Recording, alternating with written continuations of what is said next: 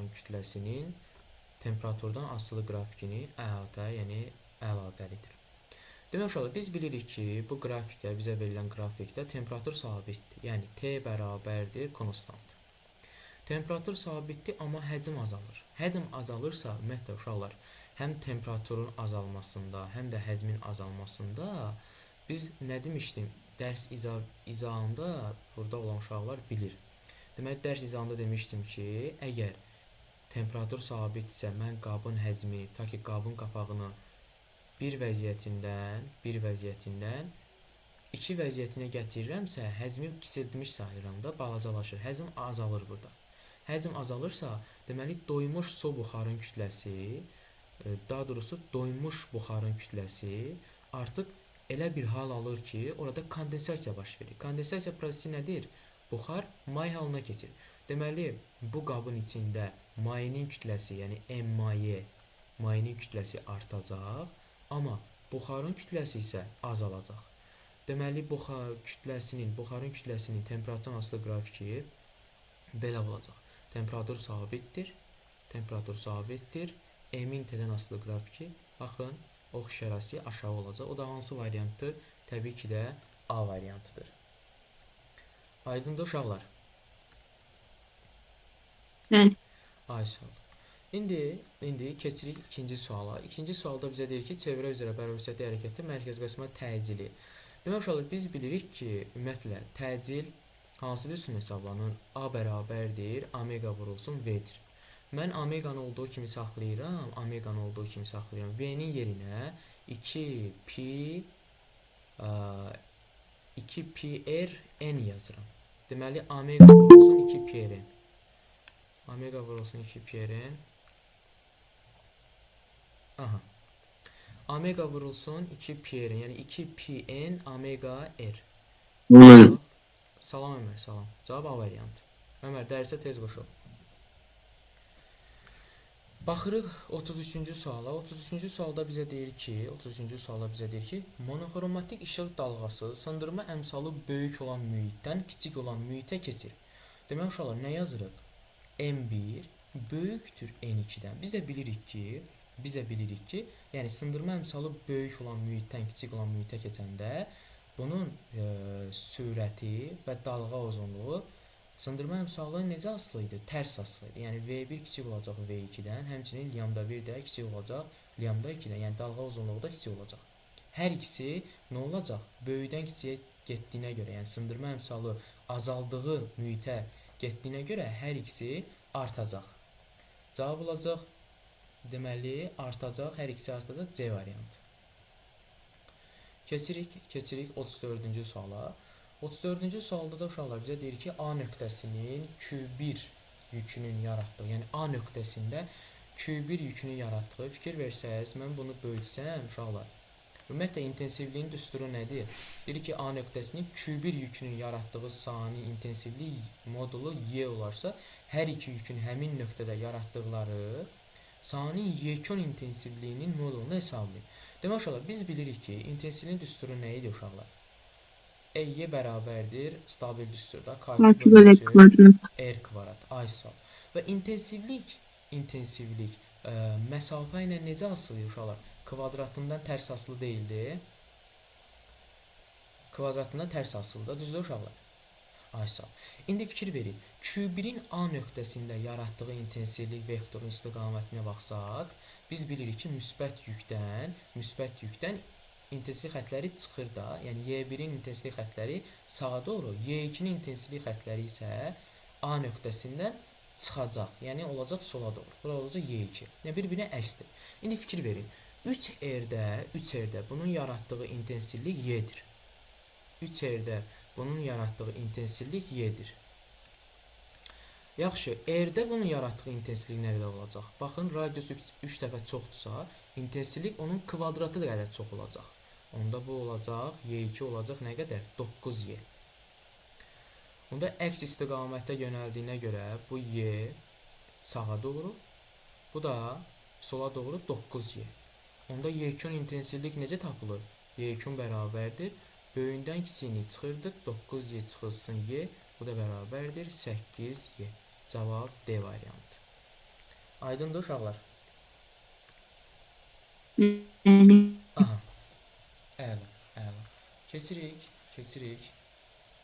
35-ci suala. 35-ci sual bizə deyir ki, aktiv hissənin uzunluğu 1 metr olan naqil birinci maqnit sahəsinin qüvvə xəttlərinə perpendikulyar istiqamətdə daxil olur. Perpendikulyar istiqamətdə 5 metr bölünsün saniyə sürətinə hərəkət etdikdə onda yaranan induksiya elektrik hərəkət qüvvəsi 2 volt olarsa maqnit sahəsinin induksiyasını hesablayın. Deməli uşaqlar biz bilirik ki, elektrik hərəkət yəni epsilon bərabərdir BLV yazın BLV vurulsun sinus alfa. Və burada da uşaqlar perpendikulyar dediyinə görə mən alfanı 90 dərəcə götürsəm, onda sinus alfa, yəni sinus 90 dərəcədə bildiyimiz kimi, yəni siz riyaziyyatçısınız, sinus 90 dərəcə 1-ə bərabərdir. Əla. Onda mən buradan mənim düsturum son hansı hala düşəcək? BLV. Mənə verilənləri verib, elektrik hərəkət qüvvəsi verib 2 volt, aktiv hissənin uzunluğu 1 metrdir, sürəti də mənə verib 5 metr bölünsün saniyə. Əla, əla. Onda mən buradan maqnit induksiya vektorunu tapsam, epsilonu böləcəm L vurulsun V-yə. Bu da bərabərdir. 2-ni böləcəm 1 vurulsun 5-ə. 2-ni də 5-ə böləndə 0.4 Tesla eləyəcək. Cavab B variantı. Aydındır uşaqlar. Aha, baxırıq 36-cı sual. 36-cı sual uşaqlar maraqlı məsələdir. Demək olar ki, çoxu deyir ki, mənim düz xəttlikdən düşüb. Yəni nə qədər çətin ola bilər də. Uşaqlar, deməli bu sual nə bir o qədər asan görsənsə də, bir o qədər də məntiqi var. Necə məntiqi var? Biz bilirik ki, maddi nöqtə düz xətti hərəkət edir, əla. Hansı yollarda yol yer dəyişmədən böyük olur? Uşaqlar, ümumiyyətlə hansı hərəkətdə yol yer dəyişmədən böyük olur? Əyri xəttli hərəkətdə yol yer dəyişmədən böyük olmur. Hə uşaqlar? Əyri xəttli hərəkətdə yol yer dəyişmədən böyük olur da. Düz xətlidə yol yer dəyişməyə bərabər olur. Deməli, biz burada əyri xəttli hərəkətə baxmalıyıq. Əyri xəttli hərəkətə baxmalıyıq. Yəni hərəkət istiqamətinin dəyişməsinə fikir verməliyik. Hərəkət istiqaməti necə dəyişir? Uşaqlar, mən sizə demişəm ki, VT qrafikində, yəni sürətin zamandan asılı qrafikində, əgər qrafik hərəkət istiqamətinin dəyişməsini necə tapmaq bizdən tələb olunursa, əgər qrafik T oxunu, yəni sürət zaman qrafikindən söhbət gedir VT-dən, hərəkət istiqaməti dəyişməsi sürət zaman qrafikində T oxunu neçə dəfə kəsib keçərsə, bir o qədər hərəkət istiqaməti dəyişir. Deməli, burada hərəkət istiqaməti neçə də dəyişib? 2 dəfə kəsib də T oxunu, düzdür? Deməli, burada hərəkət istiqamətini 2 dəfə dəyişir. İndi hərəkət istiqamətini dəyişirsə, deməli, bu əyri xəttli hərəkətdir. Əla. Bunu saxladıq bir kənarda. Hərəkət istiqamətini dəyişməsini biz tapmalıyıq artıq burada. Hərəkət istiqamətinin dəyişməsi. Fikir verin. 1 ilə 2-ni hələ ki saxlayıram. Baxın üstdə. Üstdə T oxunu kəsir bu qrafik. Uzatsan gedəcək də, düzdür? Kəsmir. Deməli, bu əyri xəttli hərəkət deyil. 4-də fikir versəz, qrafik gəlib belə, sonra burada yanıb. T oxunu kəsib bu, kəsməyib. Amma 1-ə fikir verin. 1-də T oxunu kəsir. Bir dəfə T oxunu kəsir. Deməli, hərəkət istiqaməti burada dəyişdi. İkinci halda fikir versəz, T oxunu kəsir. T oxunu kəsirsə, deməli, hərəkət istiqaməti dəyişir. Mənə lazım olan nədir? Əyri xəttli hərəkət. Əyri xəttli hərəkətdə əsas nəyə baxırdım? Hərəkət istiqamətinin dəyişməsinə. Mən də bu 4 dənə qrafikdən 1 və 2-ci qrafik mənim istədiyimi ödəyir. Yəni nədir? Hərəkət istiqaməti dəyişir. Əla. Onda cavab oldu 1-2. Başa düşdünüz uşaqlar? Aha. Uşaqlar, səsiniz çıxmır ha, yatmısınız? Yox, müəllim. Aha. Baxırıq 37-ci suala. 37-ci sualda isə bizə deyir ki, deformasiyanın kiçik qiymətlərində mexaniki gərginlik nisbi uzanma ilə düz mütənasibdir. Mülahizəsi hansı qanun? Bizim elastilik qüvvəsindən birinci hissənin axırına qədər gəldiyimiz, amma nə olduğunu bilmədiyimiz bu Hooke qanunu. Düzdür? Elastik qüvvəsində biz bilirdik ki, Hooke qanunu nədir? Kiçik deformasiyalarda mexaniki gərginlik nisbi uzanma ilə düz mütənasibdir. Biz sadəcə bunun adını bilirdik. Amma bərk cisimləri keçəndən sonra artıq biz bildik ki, nisbi uzanma nədir, mexaniki gərginlik nədir. Bunların hamısını biz müşahidə elədik və dedik ki, Hooke qanunu kiçik deformasiyalarda mexaniki gərginlik nisbi uzanma ilə düz mütənasibdir və o da bizə verirdi hansı qanunu? Hooke qanunu. Aydındır uşaqlar? Evet. Ay sağ ol. Aha. Bir saniye.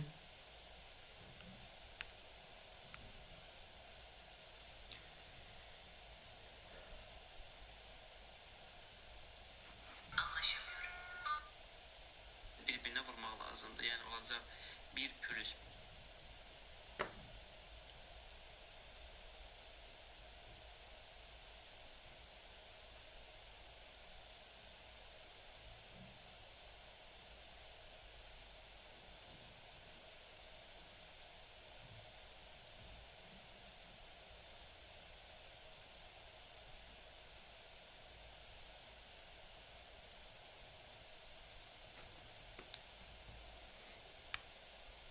Aha uşaqlar, harada qalmışdıq? 38-ci sualda, düzdür? 37-ni başa düşdünüz uşaqlar?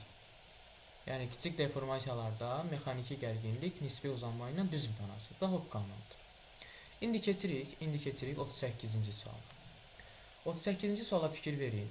Deməli, deyir ki, cismə tətbiq edilən əvəzləyici qüvvənin modulunun zamandan asılı qrafikində grafikin altındakı fiqurun sahəsi ədədi qiymətçi hansı fiziki kəmiyyətə bərabərdir? Məsələn, uşaqlar, grafikin altında qalan fiqur düzbucaqlı deyil.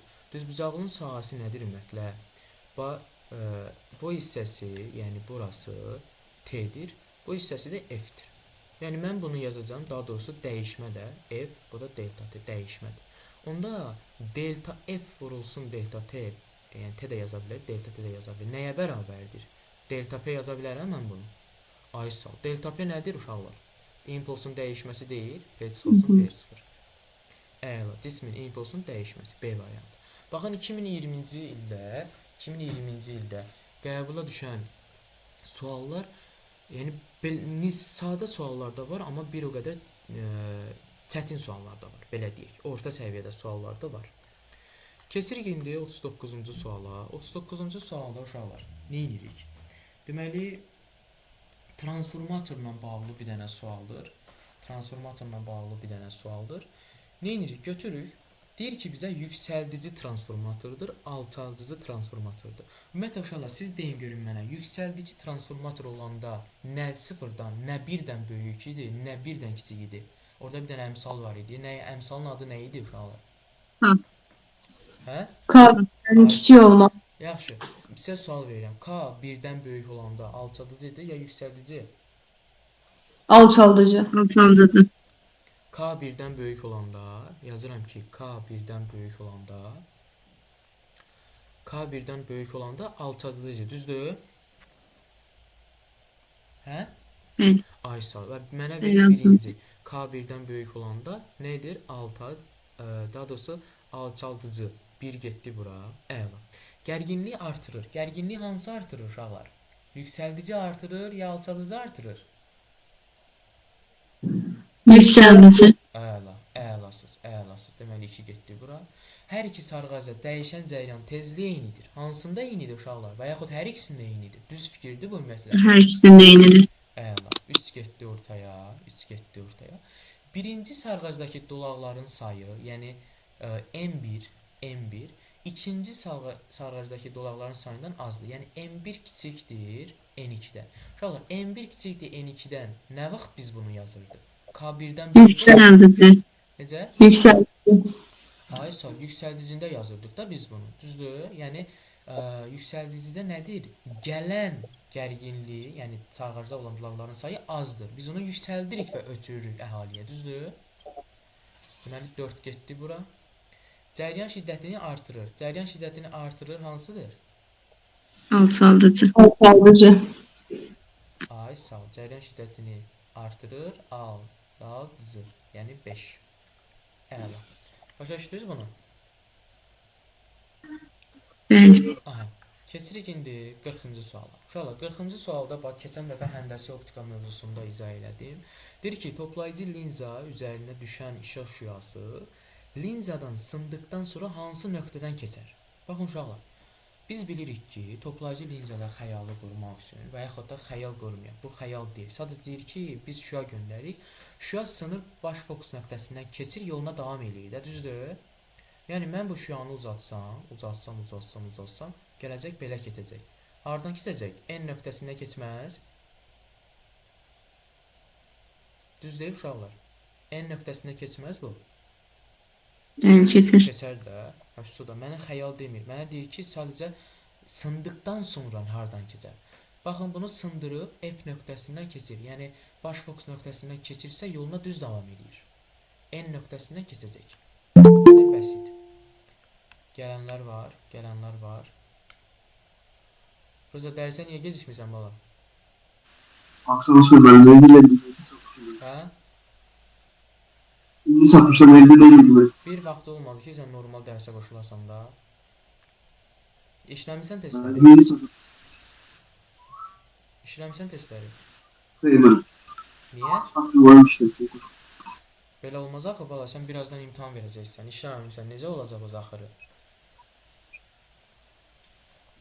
Evet, hoş geldin. Atdıqlarımı hamısını işlə, yaxşı? Keçirik uşaqlar 41-ci suala. 41-ci sualda bizə deyir ki, hansı ifadələr maqnit selinin vahidinə uyğundur?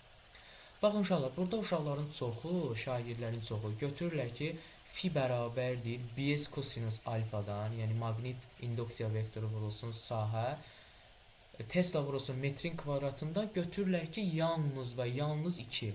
Axı imtahanda dim sizi çaşdırmaq üçün hər cürə yola əl atır. Deməli uşaqlar, biz maqnit sahə, daha doğrusu maqnit selin vahidi bilirik ki, Weberdir. Onun bir düsturu fi bərabərdir B vurulsun, S vurulsun, kosinus alfadır. B vurulsun S nədir ümumiyyətlə uşaqlar? Maqnit induksiya vektoru, düzdür? Tesla vurulsun sahədə onda kvadratı metrin kvadratı. Yəni Tesla vurulsun metrin kvadratı bu 1 onun vahididir. Yəni 2 düzdür. 2 düzdür. Yaxşı. İndi siz deyin mənə. Bu 1, bu da 3-cü. Hansı onun vahidi ola bilər? Və yaxud da kim yalnız 2 yazıb? Deyin elə mənə. Hə? 1-dən 2 olur. 1 ilə 2 olur. Əla. 1 ilə 2. Mədinədir 1 ilə 2. Yaxşı, digərləri fikri olan varsa desin.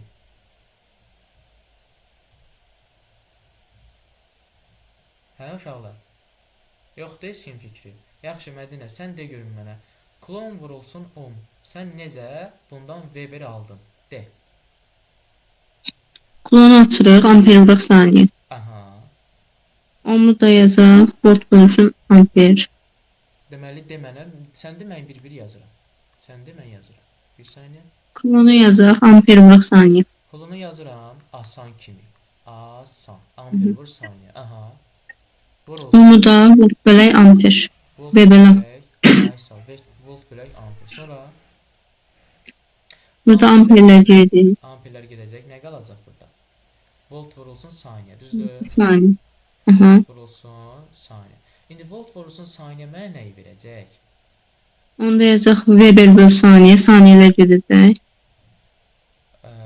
Yəni bu düstur olaraq deyə bilərsən bu mənə?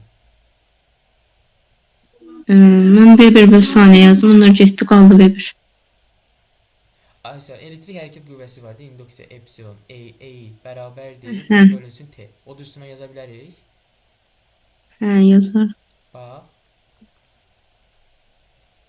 Delta fi bölünsün T düsturu var uşaqlar, yadınızdadır. Buradan mən fini tapsam, olacaq epsilon olsun T'dir. Epsilon da elektrik hərəkət qüvvəsidir, vahidi voltdur, T də saniyədir. Verdi mənə Weberi.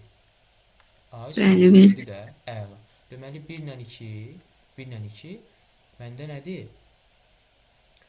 1 ilə 2 maqnit selin vahidinə uyğundur. Cavab olacaq B variantı. 1 ilə 2.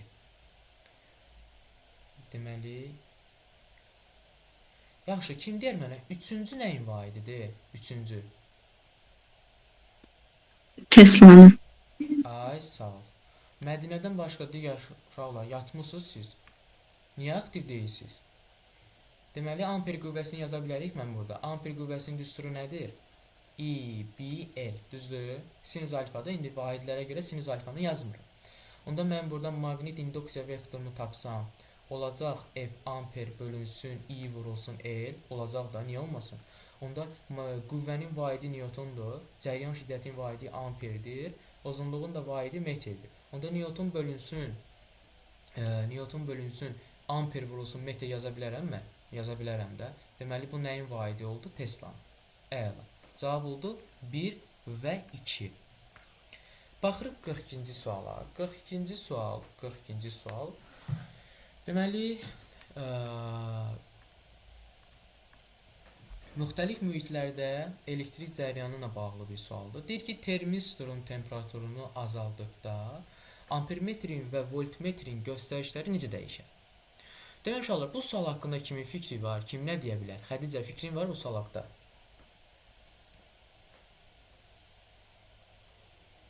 Mən buna Y yazmışam. Y yazmısan. Nəyə görə Y yazmısan? Termistor yarıçəkirdici temperatur azaltdıqda R artır. R artanda I yazılır. Ona görə. Eri artırdıqda I azalır. Əla. Yaxşı, biz voltmetr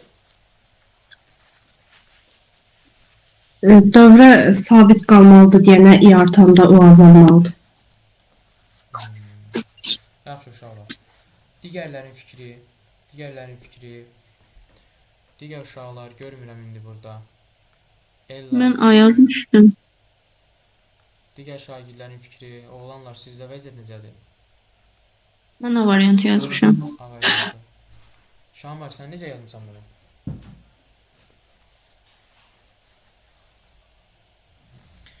Şamar, səsin çıxmır, Ömər.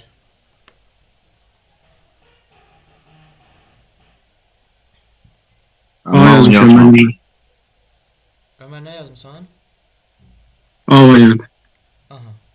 Baxın uşaqlar, bax Xədicə düz dedi. Termistoru temperaturunu azaltır. Ümumiyyətlə uşaqlar, termistor yarım keçirici olduğuna görə biz bilirik ki, yarım keçiridə temperaturla müqavimət tərs asılıdır. Düzdür? Yəni mən burada temperaturu azaldanda müqaviməti artacaq. R artacaq. Düzdür uşaqlar? Müqavimət artırsa, cəryan şiddəti müqavimətlə necə asılıdır? Tərs asılı deyil. Müqavimət artırsa, onda cəryan şiddəti nə olmalıdır? Azalmalıdır da, düzdür? Əla. Voltmetrə fikir versə, sonra voltmetr birbaşa birləşib nəyə? Termistora. Voltmetr birbaşa termistora birləşib. Və gərginlik də cəryanla necə asılıdır? Düz asılıdır. Daha doğrusu müqavimətlə düz asılıdır. Müqavimət artanda gərginlik də artacaq. Cavab Y. Aydın oldu Mədinə? Bəli. Uşaqlar, aydındır sizə?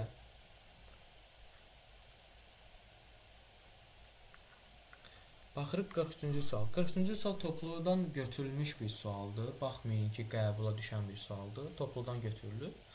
Cisim BSD-Y trayektoriyası üzrə hərəkət etdikdə ağırlıq qüvvəsini gördüyü iş A olmuşdur.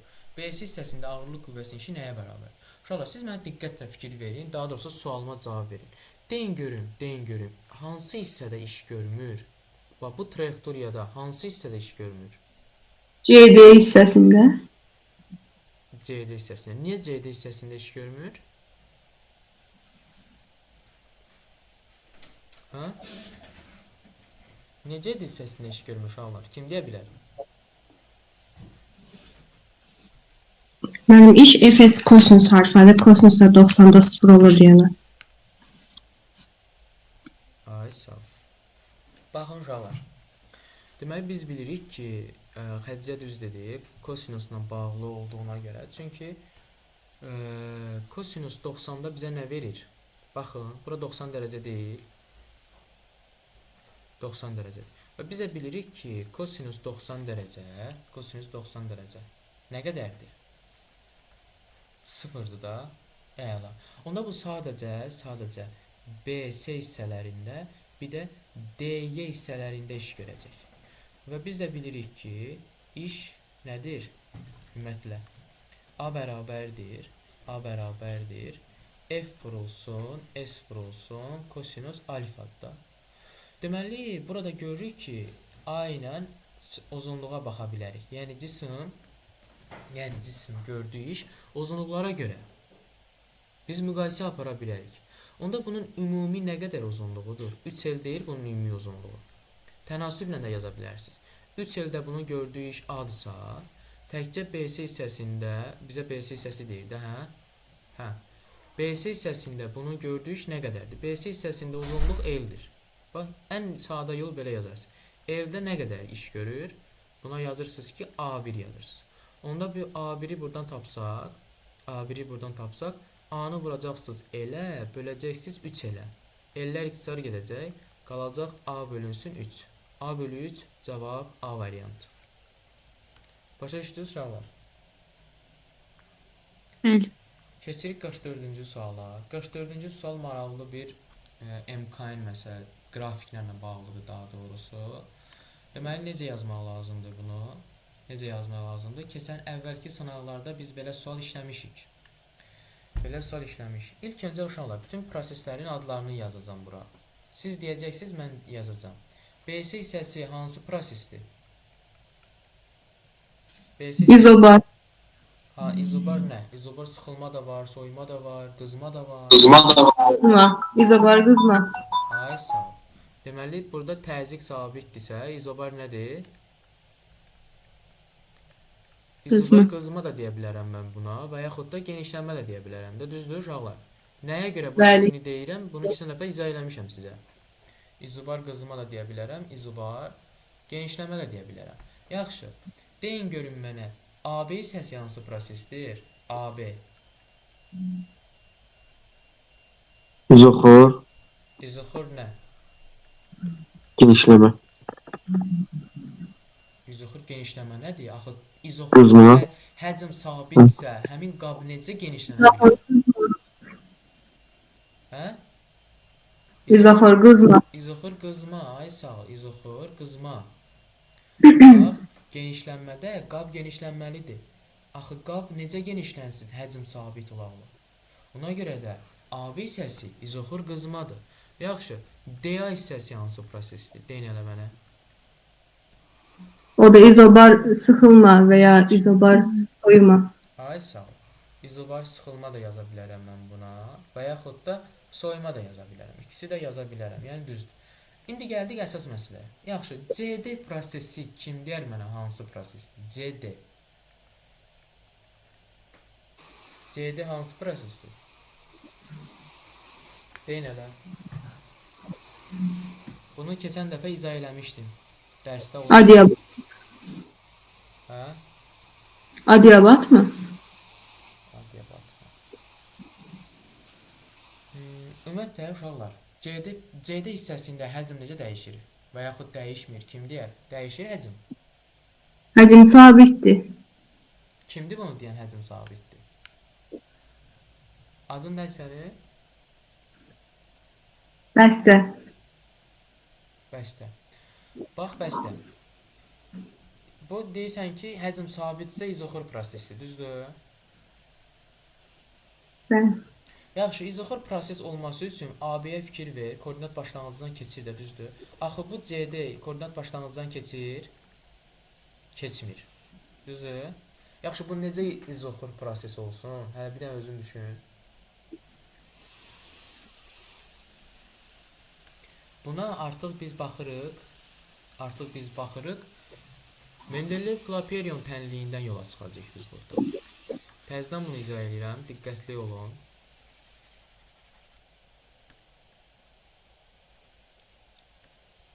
Baxın uşaqlar. Bax bəsdə, əsasən də sən diqqətlə qulaq as, çünki sən bunu səhv dedin. Mən bura yazanda ki, bax, biz bilirik ki, ümumiyyətlə makroskopik parametrlər arasında PV bölünsün T bərabərdir konstantdır. Onda mən buradan yaza bilərəm PV bərabərdir T T yaza bilərəm də, düzdür, bəsdir. Onda sən mənim üçün buradan V-ni tapanda T-ni böləcəksən də P-yə, düzdür? Əla, əla. T-ni böləcəksən də P-yə. Yəni biz burada V-ni tapsaq, T-ni böləcəyik P-yə. Yaxşı, indi bura fikir ver. Bax, gəldik qrafikə. Qrafikdə, bax, koordinat bunu yazmaq üçün, həlləmək üçün 2 dənə koordinat başlanğıcından bir C nöqtəsini birləşdirəcəksən, bir də D nöqtəsini birləşdirəcəksən. Düzdür? Birləşdirdik. Əla. İndi gəl. Sən burada məndə bu bucaqların alfa 1 buna deyirəm, C-nin əmələ gətirdiyi bucağa alfa 2 deyirəm. Yaxşı, bu bucağın alfası ümumiyyətlə bunun tangesini tapa bilərsən mənim üçün. Tangesini necə tapırdıq burada? Bir dənə perpendikulyar indirirdik. Deyirdik ki, məsələn, tangens alfa qarşı katetin bitişik katdə olan nisbətidir. İndi mən burada tangens alfa deyirəm ki, əlverişli deyil. Kotangens alfanı gəl tapaq. Kotangens alfanı tapanda isə, fikir ver. Kotangens alfanı tapanda, ümumiyyətlə kotangens alfa nədir? Kotangens alfa Bizə. Kotangens alfa bitişik katetin qarşı katdə olan nisbətidir. Bitişik katet T-dir, düzdür? T-dir. Qarşı katətdə P-dir də, təzyiq, düzdür? Onda mən yazıram kotangens alfa bərabərdir T bölünsün P. İndi T bölünsün P mənə burada həcmi verdi. Bax, bu həcmi verdi T. Mən T bölünsün P-nin yerinə həcm yaza bilərəm. Bəsdir. Bəli. Yaza bilərəm də, əla. Onda məndə kotangens alfa, bu bucağın kotangens alfası həmçinin V-yə bərabərdir. Və biz də bilirik ki, kotangens bütün rüblərdə necə funksiyadır? Artan. Artan? Azalan mənim çaşdığımız. İndi gəl təzədən qayıtdıq bu qrafikə. Alfa 1, bir də alfa 2. Alfa 1, alfa 2. Hansı balacadır? Bucaqlardan hansı böyükdür? Təbii ki də alfa 2 daha böyükdür də, düzdür? Bəli. Və bucaq burada get-gedə azalır. Bucaq azalırsa, deməli kotangens alfa azalırsa, kotangens özü onsuz azalan funksiyadır. Deməli həcm artmalıdır. Düzdür? Həcm artmalıdır. Çünki bucağının tərs asılıdır. Aydın oldu fikrim. Bəli, mənim. Aysal. Deməli burada nə olur? V artır. V artırsa deməli biz deyə bilmərik bu izoxor prosesdir. Əla. Biz bildik ki, CD hissəsində də həcm nə olur? Həcm artır. İndi baxırıq. Deməli baxırıq bizə deyir ki, hansı diaqramın hansı hissəsində xarici qüvvələrin qaz üzərində gördüyü iş müsbət olan. Xarici qüvvələrin qaz üzərində gördüyü iş, ümumiyyətlə bir qazın xarici qüvvələr üzərində gördüyü iş var, A iştirik. Bir də xarici qüvvələrin qaz üzərində gördüyü iş A-dır. Deməli uşaqlar, biz dedik ki AB hissəsi izoxor prosesdir, iş görmür. AB hissəsində iş görmür. Baxırıq BC hissəsinə. BC hissəsində izobar qızma və yaxud genişlənmədir. Yəni burada A iştirik artır. A iştirik artırsa, xarici qüvvələr qaz üzərində gördüyü iş azalır. BC hissəsi. Deməli BC hissəsi də getdi. CD hissəsində də həcm artdığına görə A iştirik artır, xarici qüvvələrin qaz üzərində gördüyü iş azalır. CD də getdi. DA-ya fikir versəz, DA nə dedik? DA dedik ki, izobar sıxılmadır. İzobar sıxılma olsa, deməli qazın xarici qüvvələr üzərində gördüyü iş sıfırdan kiçik, amma xarici qüvvələrin qaz üzərində gördüyü iş müsbətdir. Mənə də bu lazımdır. O da hansı qrafikdədir? O da hansı hissədədir? DA hissəsində cavab olacaq Y variantı. Aydın oldu uşaqlar? Kim Y variantı yazmışdı? Mən yazmışam. Sən yazmışdın. Başqa heç kim yazmıyor. Mən də. Mədinə sən də. Mən də yazmışdım. Murad, Rami, Nicat, sizdən səs çıxmır. Aha, baxırıq 45-ci suala. Baxın uşaqlar, 45-ci sual Lorentz qüvvəsi ilə bağlı bir sualdır. Deyir ki, mənfi yüklü zərrəcik bir cisim maqnit sahəsində hansı istiqamətdə hərəkət etdikdə ona təsir edən Lorentz qüvvəsi. Ümumiyyətlə Lorentz qüvvəsinin düsturu nədir? Deyin elə bil mənə. Lorentz qüvvəsinin düsturu nədir uşaqlar? QVB QVB alfa da var orada. alfa. Alfa nə? Hansı alfa? 4 dənə funksiya var. Kosinus alfa, sinus alfa, tangens alfa, tangens alfa. Hansı alfa? Sinus Aysal Q, V, B vurulsun sinus alfa. Deməli uşaqlar bu Lorentz qüvvəsi o vaxtı kiçik olacaq ki, ona nə olsun? Hə? Paralel olsun da maqnit induksiya, yəni V ilə B paralel olsun. Bucaq 0 dərəcə olsun. Alfa 0 dərəcə olanda F Lorentz bərabərdir 0 olur. Və paralel istiqamətdə hərəkət edən bir dənə burada 1 var. Düzdür? Все. Cavab oldu D variantı. Əla. Keçirik 46-cı suala. 46-cı sual təzyiqlərlə bağlı bir sualdır. Deyir ki, içərisində qaz olan kolba mayın manometrindən birləşdirilir. Kolba su olan qaba salındıqdan sonra manometrin göstərişi dəyişir. Kolbadakı qaz üçün hansı ifadə doğrudur? Baxın uşaqlar, ilkin halda kolbadakı qazın təzyiqi, daha doğrusu bu kolbanın içində olan qazın təzyiqi bu maye olan təzyiqə bərabərdir. Amma mən bu kolbanı qabın içinə su olan qaba saldıqda görürsüz ki, bu mayeni bunu sıxır, qazı sıxdı. Gördünüz, qalxdı bunun səviyyəsi qalxdı yuxarı. Deməli nə oldu? Qazın təzyiqi azaldı da, düzdür? Bura yazıram ki, qazın təzyiqi nə oldu? Azaldı. Düzdür? Aysa. Əla. Qazın təzyiqi azaldığına görə həmçinin temperaturu da nə olacaq? Azalacaq. Nəyə görə? Çünki qab ağzı kolba olduğuna görə biz burada həcm sabit götürə bilərik. Həcmi sabit burada. Aysa. Deməli, qaz molekulların temperatur azaldığına görə orta kinetik enerji də azalacaq. Orta kinetik enerji artmışdır, səhvdir. Qaz molekullarının sıxlığı azalmışdır. Qazın sıxlığı azalmışdır. Daha doğrusu deyir ki, qaz molekullarının orta kinetik enerji azalmışdır, düzdür. C. Sıxlıq dəyişmir uşaqlar burada.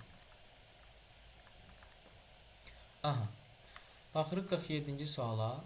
47-ci sualda da şagirdlər biraz burada çaşdırıcı məqamlar var. Əslində çox da qəliz bir sual deyil. Sadəcə görmürlər. Baxırlar, amma görmürlər. Daxili müqaməti R olan cəryan mənbəyinə hər birinin müqaməti R bərabərdir 3R olan 3 rezistor ardıcıl qoşulmuşdur. Bu rezistorlar deyir ki, paralel birləşdirsə, dövrədə cəryan şiddəti necə dəyişir? İlkin halda hər birinin müqaməti üçün 3 rezistor ardıcıl qoşulmuşdur. Demək uşaqlar, biz bilirik ki, ardıcıl birləşməyə gəl baxaq birinci. Ardıcıl birləşmədə rezistorlar, ümumi rezistor necə hesablanır? Kim deyər mənə? Ardıcıl birləşmədə. Hə? R vuraq N. Ümumi rezistor necə hesablanır uşaqlar? Necə Mədinə? R vurulsun N. Eyni olanda toplanılırdı. Və üçünün də müqaməti 3R'dirsə, mən 3R'i nəyə vuracam? Vuracam 3-ə. Bu neçə eləyəcək? 9R eləməz. Ay son. Yaxşı, paralel birləşmədə bəs.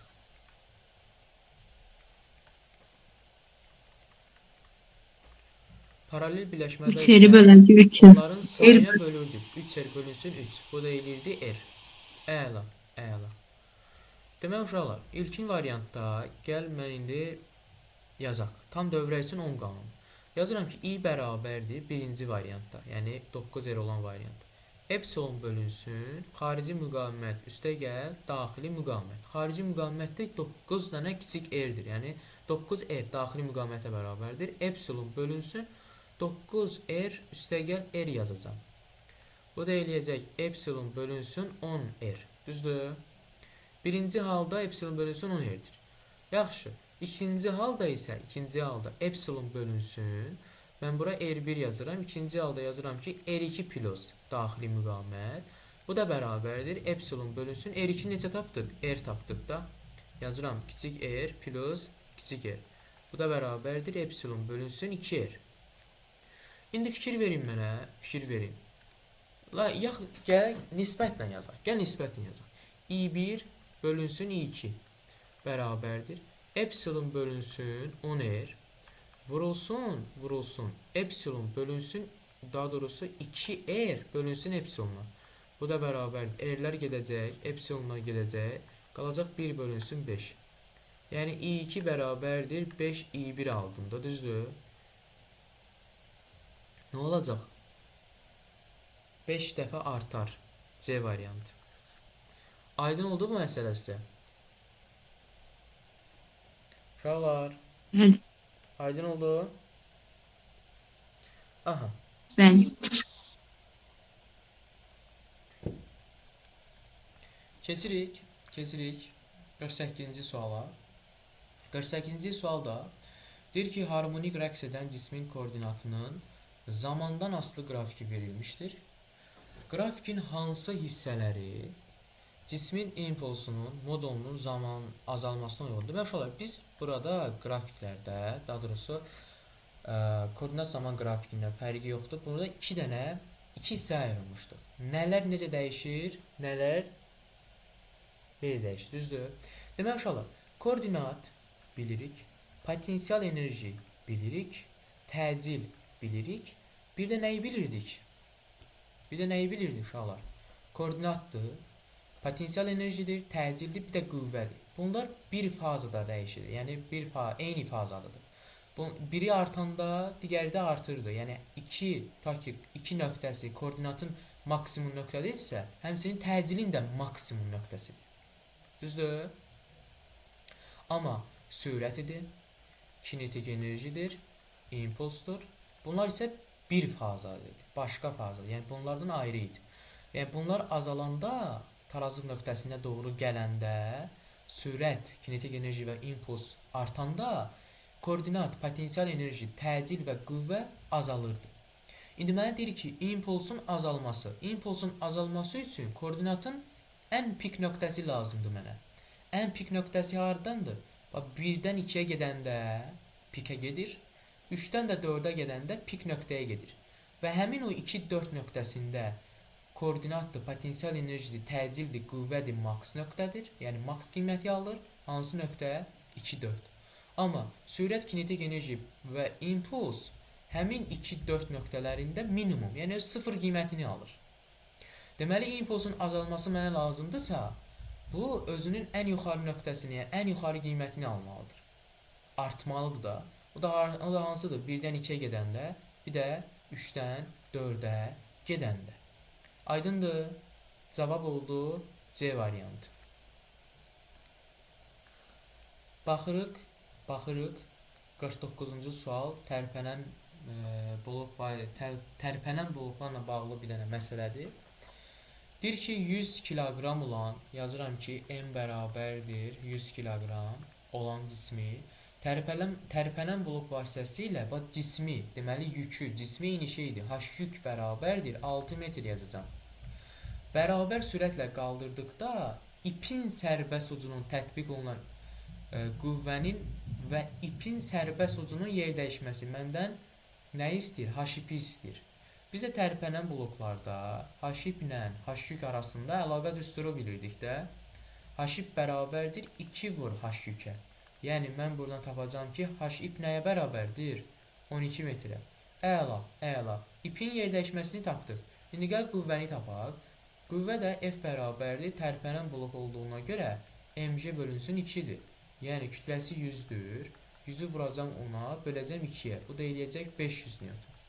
Əla. Deməli, qüvvəni tapdım 500. İpin sərbəst ucunun yer dəyişməsi 12-dir. Cavab da verəcək Y variantı. Aydındır. Aha. Keçirik 50-ci suala. Uşaqlar, yatmısınız ya buradasınız? Buradayım. Dəqiq, səsini çıxmır axı.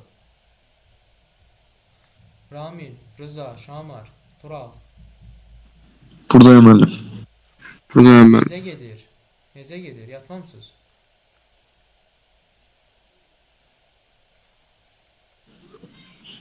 Xeyr müəllim, qulaq asıram. Aha. Şamar, buradasan? Bəli müəllim. Elə bir yatmısan, indi durursan. Diqqətli ol. Baxırıq. Deməli, 50-ci suala. Deyir ki, diaqramda göstərilən hansı nöqtədə rəqsin periodu ən böyükdür? Demək uşaqlar, biz bilirik ki, i maksimal bərabərdir. I maksimal bərabərdir. Q maksimal vurulsun omega düsturu var da bizdə, düzdür? Cəryan şiddətinin maksimal qiyməti, yükün maksimal qiyməti vurulsun omega. Bu da hardan çıxırdı? Törəmə ilə alırdıq ki, i bərabər, ta ki i sinus Q sinus qanunu dəyişirsə, i maksimal tapmaq üçün ondan törəmə alırdıq. Çünki i bərabərdir, Q bölünsün t-dir. Və yaxud da Q iştirik t kimi buna baxa bilərəm mən. Yəni buradan törəmə alsam, mən i Q-nün törəməsidir də, belə düşün. Aha, demək uşaqlar, omeganın yerinə də yazacağam ki, Q maksimal vurulsun, omeganın yerinə də 2 pi bölünsün t yazacağam. İndi mən buradan period t-ni tapsam, nə olacaq? Q maksimal vurulsun 2 pi-yə bölünsün i maksimaldır. 2 pi onsuz da sabitdir. Mənə deyir ki, rəqsin periodu ən böyükdür.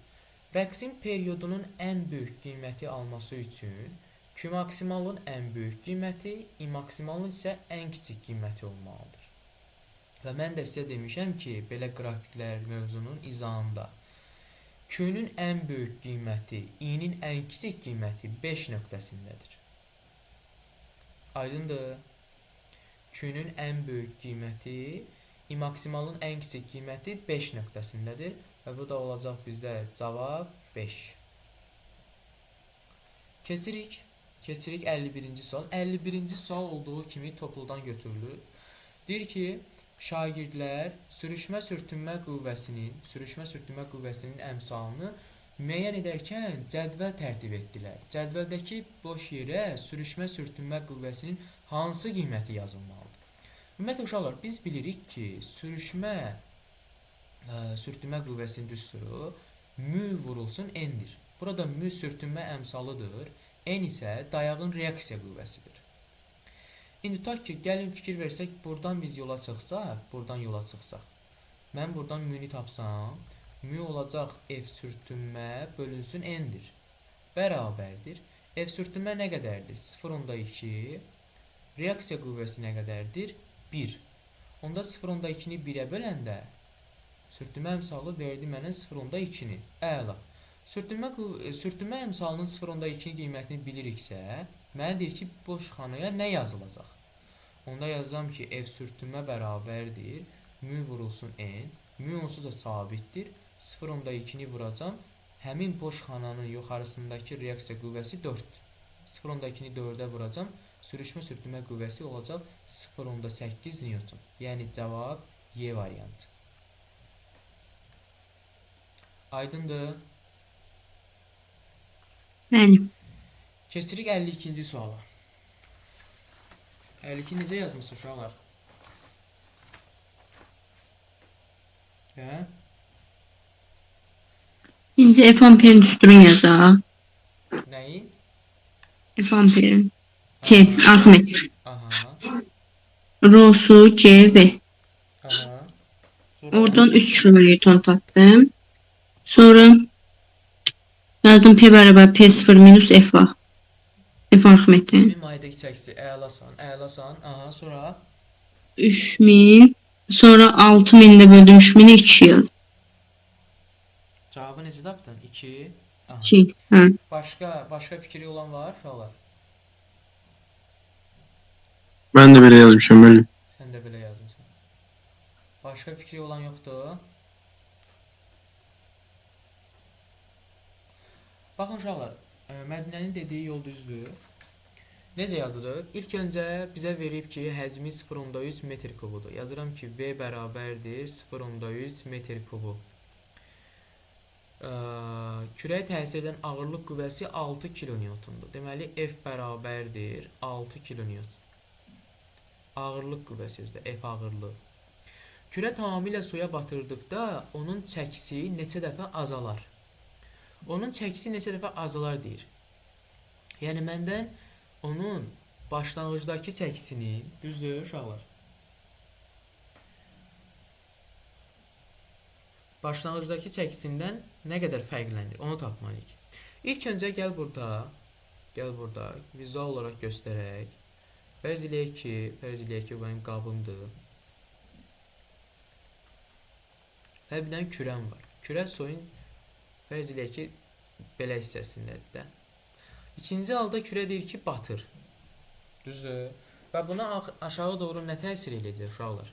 Bilirik ki, mg ağırlıq qüvvəsidir, düzdür? Hə? Hə uşaqlar? Və ağırlıq qüvvəsini bizə nə qədər verib? Yazacağım ki, bura mg bərabərdir 6 kilonewton. Yəni buna yazacağım 6 vurulsun 10 üstü 3. Çevirdim newtona. İndi m'in yerinə nə yazacağım mən? M'in yerinə yazacağım ki, rho cisim vurulsun v vurulsun j bərabərdir 6 vur 10 üstü 3-ə. Onda mən buradan rho cismin sıxlığını tapsam, kürənin sıxlığını tapsam daha doğrusu.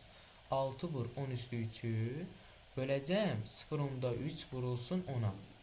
Bu da mənə verəcək nə qədər? Cismin sıxlığı nə qədərdir?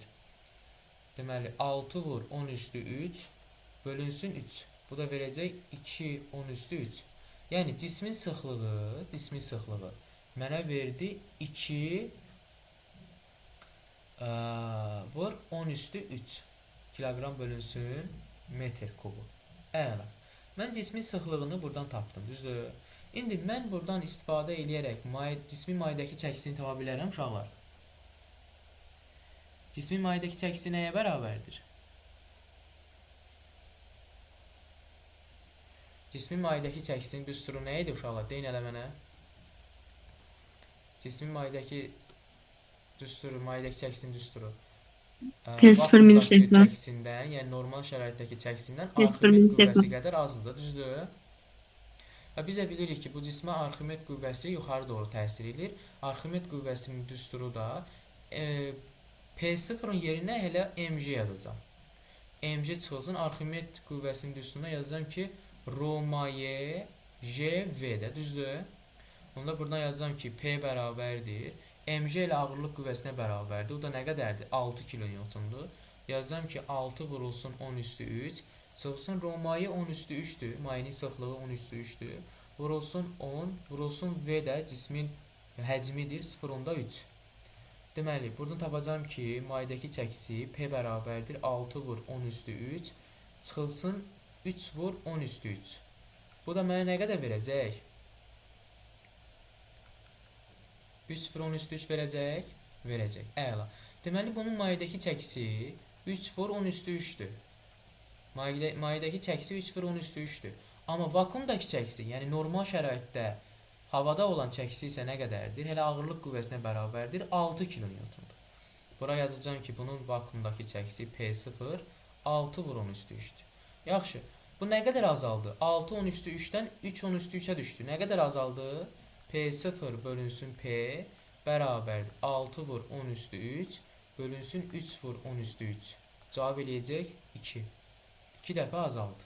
A variantı. Başa düşdünüz uşaqlar?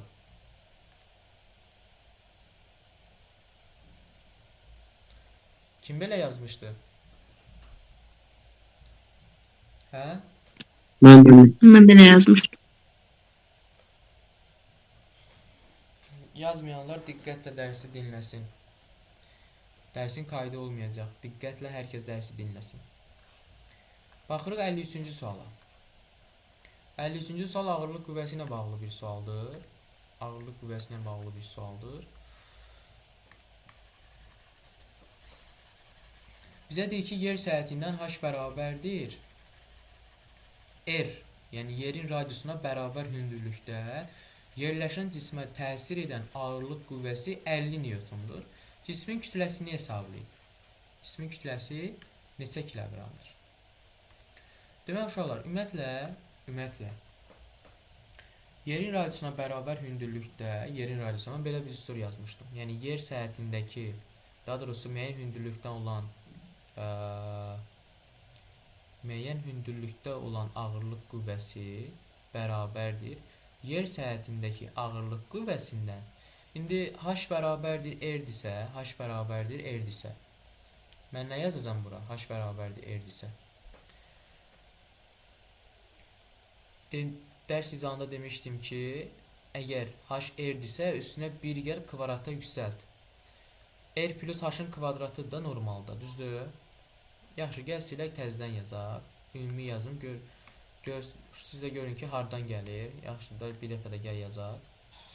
Demək uşaqlar, birinci halda, normal halda yer səhhətində olan ağırlıq qüvvəsi Gm bölünsün R kvadratını hesablanırdı. İndi planetin kütləsini nəzərdə götürdüm, yerin kütləsini yazmadım. Amma müəyyən hündürlükdə olanda isə FH bərabərdir G vurulsun M bölünsün R plus H-ın kvadratı olacaqdır, düzdür? Bu da bərabər olacaq, yerinə qoysaq Gm bölünsün. R nədir? R olduğu kimi qalır. H nədir? Hələ R-ə bərabərdir. Bunun kvadratı. Bu da bərabərdir. G vurulsun M bölünsün. R o da R nə qədər eləyir? 2R. 2R'in kvadratı 4R kvadratı. İndi fikir verin uşaqlar. Başlanğıc, yəni yer səhhətində olan ağırlıq qüvvəsi, Gm olduğu kimi qalır. R kvadratı ilə asılı idi. Burada isə məxrəc 4 dəfə böyüdür. Onda mən belə yaza bilərəm bunu. FH bərabərdir. Başlanğıcda, yəni yer səhhətində olan ağırlıq bölünsün 4 yaza bilərəm də. Yəni bu düsturun çıxarışını verdim sizə. Çıxarışı budur. İndi gəl yazaq. Deyir ki, hündürlükdə yerləşən cismə təsirinə ağırlıq qüvvəsi 50-dir. İndi məndə FH-ı verib 50. FH-ı 50 verib.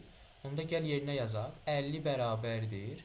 F0 bölünsün 4. F0-ın da yerinə mən mg yazacağam. Böl 4.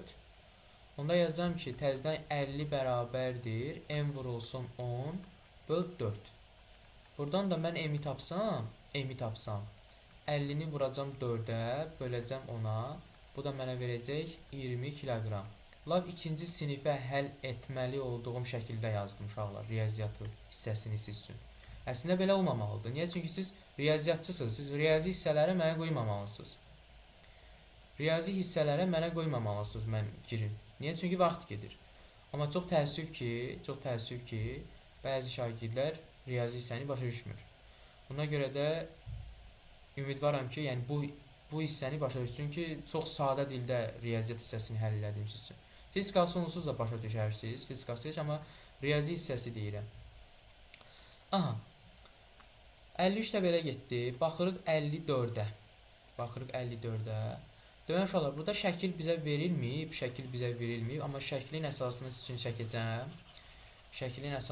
çəkəcəm. Çünki burada deyir ki, şəkilə əsasən, şəkildəki kimi hansı şəkil verməyib, düşməyib də çapda. Amma şəklin əsasını deyəcəm sizə necə yazılır. Burada dövrə belədir əslində. 2 dənə kondensator bir-birinə ardıcıl birləşib, və yekuna paralel birləşib. Biraz uzun çəkək. Daha doğrusu biraz bir-birindən aralı çəkək.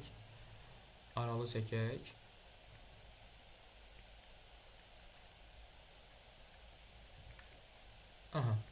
Fərz edin ki, hər birinin eyni tutumlu 3 kondensator şəkildəki kimi birləşdirilib. Eyni tutumlu. Buna da S deyirəm, buna da S deyirəm. Şəkil normalda belədir uşaqlar. Aha. Mənə deyir ki, A və B nöqtələri arasındakı potensiallar fərqi 1000-dir. Yəni yazıram ki, bərabərdir 1000 volt. Kondensatorun bateriyasının enerjisi 3 jouldur. Yazıram ki, elektrik sahəsinin enerjisi nə qədərdir? 3 jouldur. Demək uşaqlar, mən burada ümumi kondensatorun tutumunu tapa bilərəm də. Hansı düsturunu tapa bilərəm? Enerjinin bərabərdir CO kvadrat bölü 2. Düzdür? Onda mən buradan tutumu tutsam, ümumi tutumu tapsam buradan, olacaq 2 vurulsun omega elektrik sahəsinin enerjisi bölünsün onun kvadratı. Bu da bərabərdir 2 vurulsun 3 bölünsün deməli 10 üstü 3'dür. 10 üstü 3'dür. Olacaq kvadratı 10 üstü 6. Bu da 6 vur 10 üstü mənfi 6. Bu da mikro farad kimi yaza bilərəm də, düzdür? Xiaomi bərabərdir 6 mikrofarad. 6 mikrofarad yaza bilərəm, düzdür uşaqlar? Deməli, ümumi tutum məndə 6 mikrofaraddır. Əla, əla. İndi gəl biz qaydaq bu sıxımə. Görək bu sıxımın başını nə oyun asa bilərik. Baxın, siz deyin görün mənə, bu iki, yuxarıdakı bu iki kondensator deyir də, kondensator bir-birinə necə birləşib?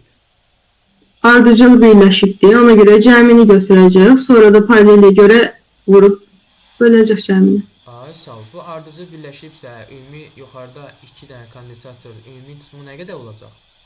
2 olacaqdır. Ardıcıl birləşəndə Oxuyuruq da. 2 olacaqdır. Uşaqlar diqqətli olun. Ardıcıl birləşəndə nə olurdu? Hə?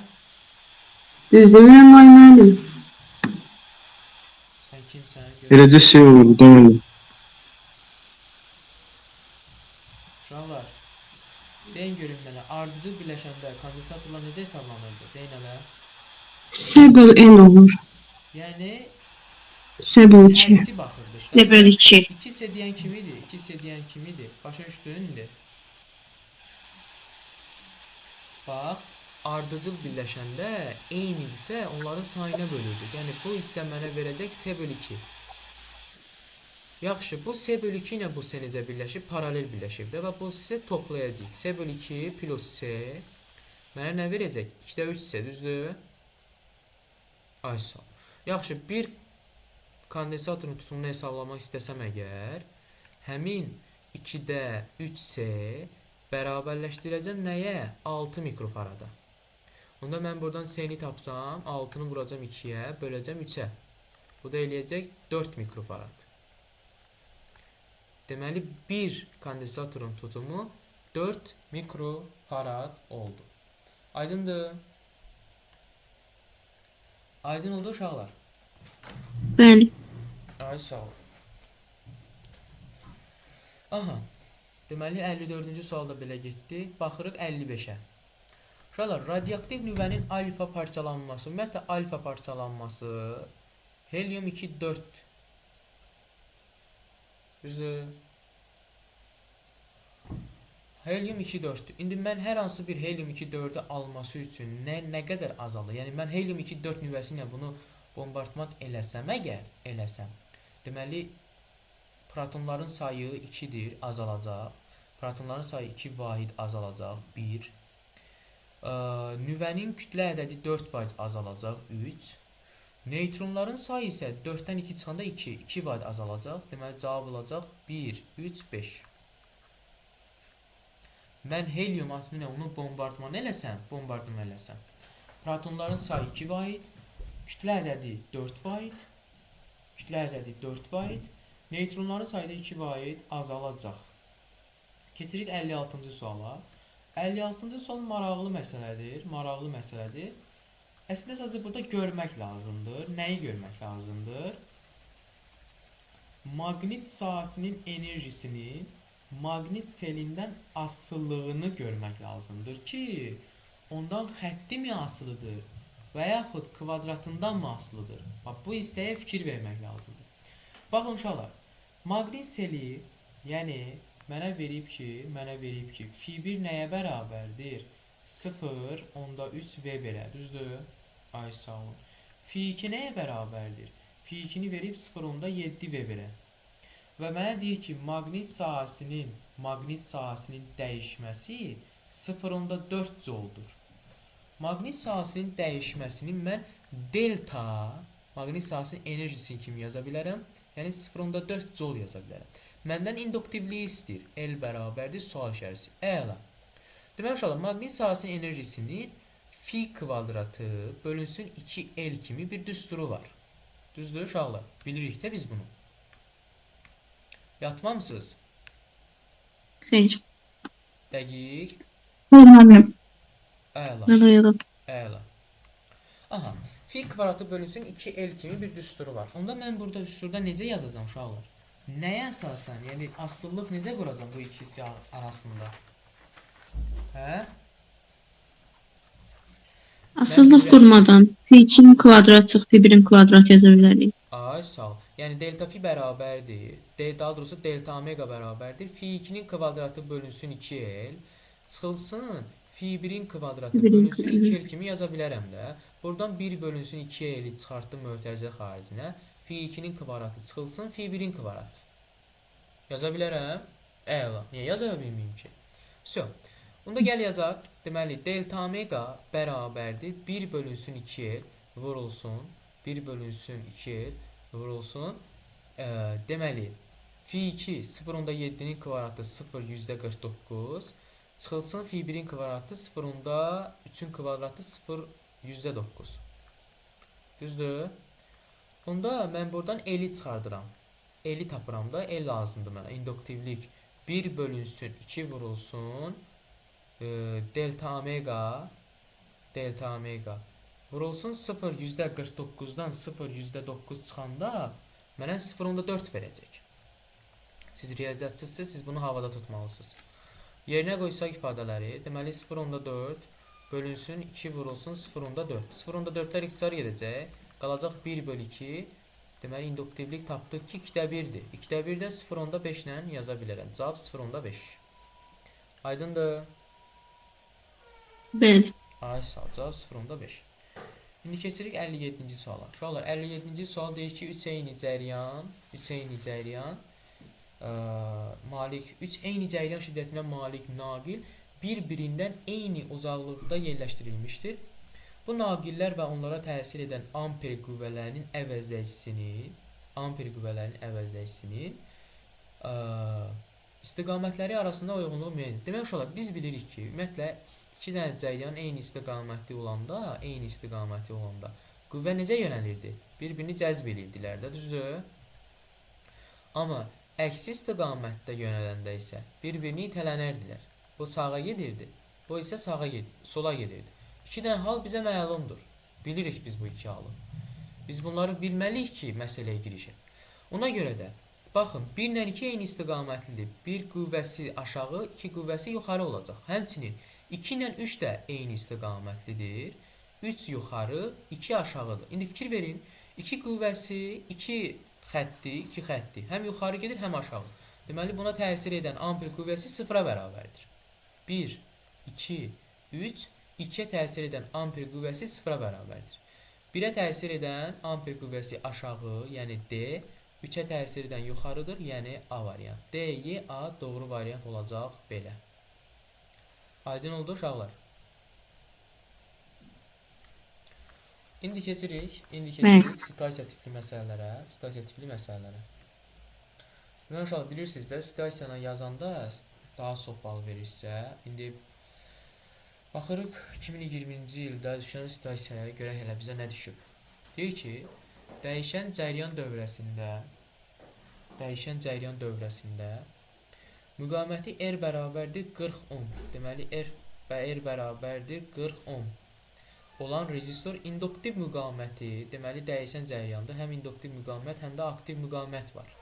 XL bərabərdir nə qədərdir? 30 ohmdur da, düzdür uşaqlar? Əla, qoşulub, əla. Demək uşaqlar, daha doğrusu 58-ci sualda bizə deyir ki, dövrənin sıxımını çəkin. Biz bu dövrənin sıxımını necə çəkərik uşaqlar? Baxın, necə girişəcəksiniz bu suala. Bu dəyişən cəryan mənbəyidir, düzdür?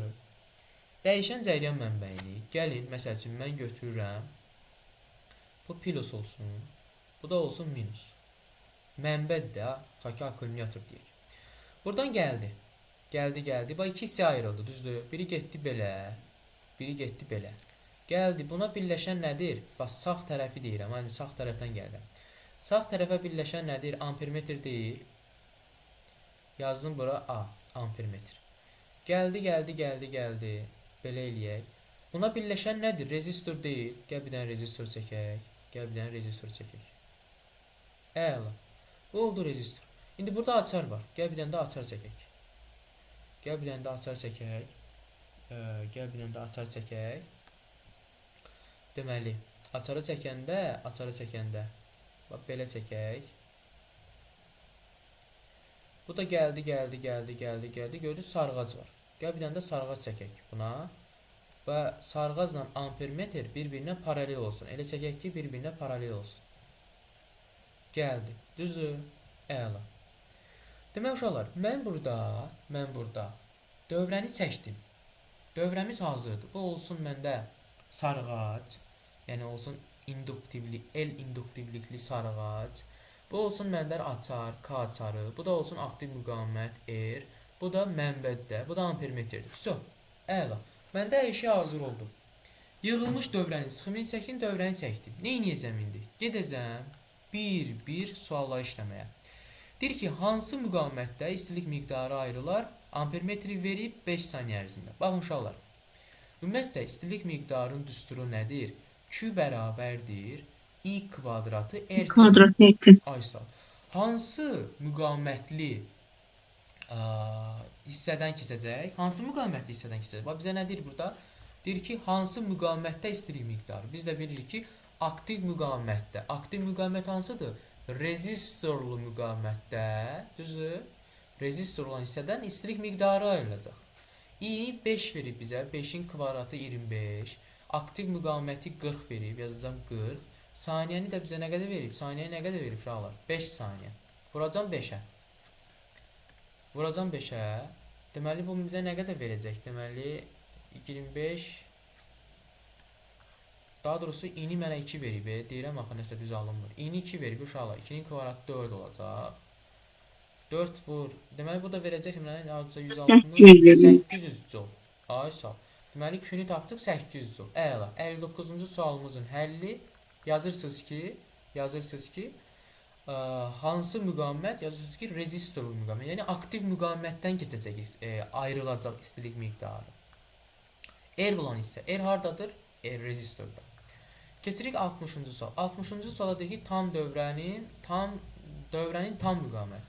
Uşaqlar, dövrənin tam müqaviməti, ümumiyyətlə dəyişən cərəyanda dövrənin tam müqaviməti Z hərfi ilə işarə olunur. Burada tutum müqaviməti olmadığına görə mən x-ə bərabərdir 0 yazacağam. Onda Z-i də mən bilirəm ki, Z-in düsturu nədir ümumiyyətlə? Aktiv müqavimətin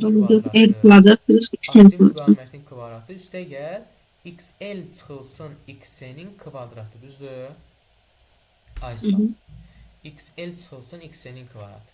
İndi yazacağım ki, bura aktiv müqavimət nə qədərdir? 40, 160, 1600. Üstə gəl x-ə 0-dır. O da 30 eləyəcək xl. 30-un da kvadratı 900. 900 o da aldı. Bunlar Pifaqor ədədlərdir və Z də mənə verəcək burada nə qədər? 50. Deməli, tam dövrənin müqaviməti 50 ohm eləyəcək. Aydındır? Aysal. İndi siz deyin görün mənə. 2020-ci ilin 20 avqust qəbul suallarından kim neçə dənə düz yazıb? Mədinə, ilk səndən başlayacağım. Neçə düz? 27. 27? Evet. 3 səhv niyə? 3 səhvin harda eləmişsən? Niyə səhv eləmişsən 3 səhvi? Birini yazmamışdım. Başa düşdün indi suallarını? Evet. Ay sağ ol. Deməli, burada baxın. Ella, neçən də düz? 25 tane yazmıştım. 20 tane düzüm var. 20 dənə düzün var. Başa düşdün səhvlərini? Bəli, müəllim, başa düşdüm. Aha. Gülsüm, səndə necədir vəziyyət? 21 tane. 21 dənə. Bildin səhvlərini? Bəli. Bəs Gülnur, səndə 22. 22. Bildin səhvlərini? Bəli, bəli. Ay sağ ol. Diqqətli olun uşaqlar. Murad, səndə 19 dənə. 19 dənə. Aydın oldu səhvlər, yazmadıqların, bilmədikləri. Bəli. Bəs Nicat, Nihat, sizdə? Nicat, Nihat, sizdə? 25 dənə. 25 dənə. Nihatda? Mənim 22 dənə. Aydın oldu uşaqlar səhvlərsə? Bəli. Aha, Ömər səndə necədir vəziyyət? 18 dənə müəllim. 18. Sən 18 dənədən qalxmısan da yuxarı.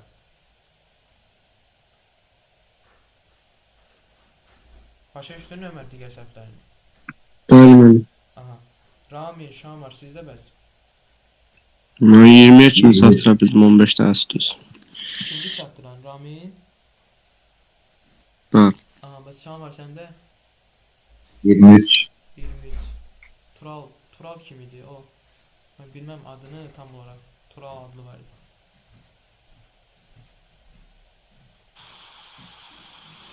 Neyse, Turaldan səs yox. Demək uşaqlar, İndi keçirik fizikadan qəbula düşmüş elastiklik qüvvəsi və sürtünmə qüvvəsindən olan suallara. Başlayırıq birinci sualdan. Bunlar 2016 ilə 2025 arası düşən suallardır. Nə etmək lazımdır? İşləmək lazımdır. Demək uşaqlar, biz bilirik ki, maqnitin eyni qütbləri bir-birini cəzb edir, düzdür? Daha doğrusu itələyir. Eyni qütbləri bir-birini itələyir. Əks qütbləri isə bir-birini cəzb edir. İndi N ilə S əks qütblərdir, düzdür? Bir-birinə cəzb eləyəcək. Deməli, birinci belə gedəcək, ikinci isə onun əksinə belə gedəcək. Onda əgər ikinci sol tərəfə gedirsə, onun hərəkətin əksinə sürtünmə qüvvəsi yaranacaq. Mənə də deyir ki, sökünə sürtünmə hara yönələcək? Hərəkətin əksinə, yəni sağa doğru. Bir olacaq A variantı. Keçirik ikinci suala.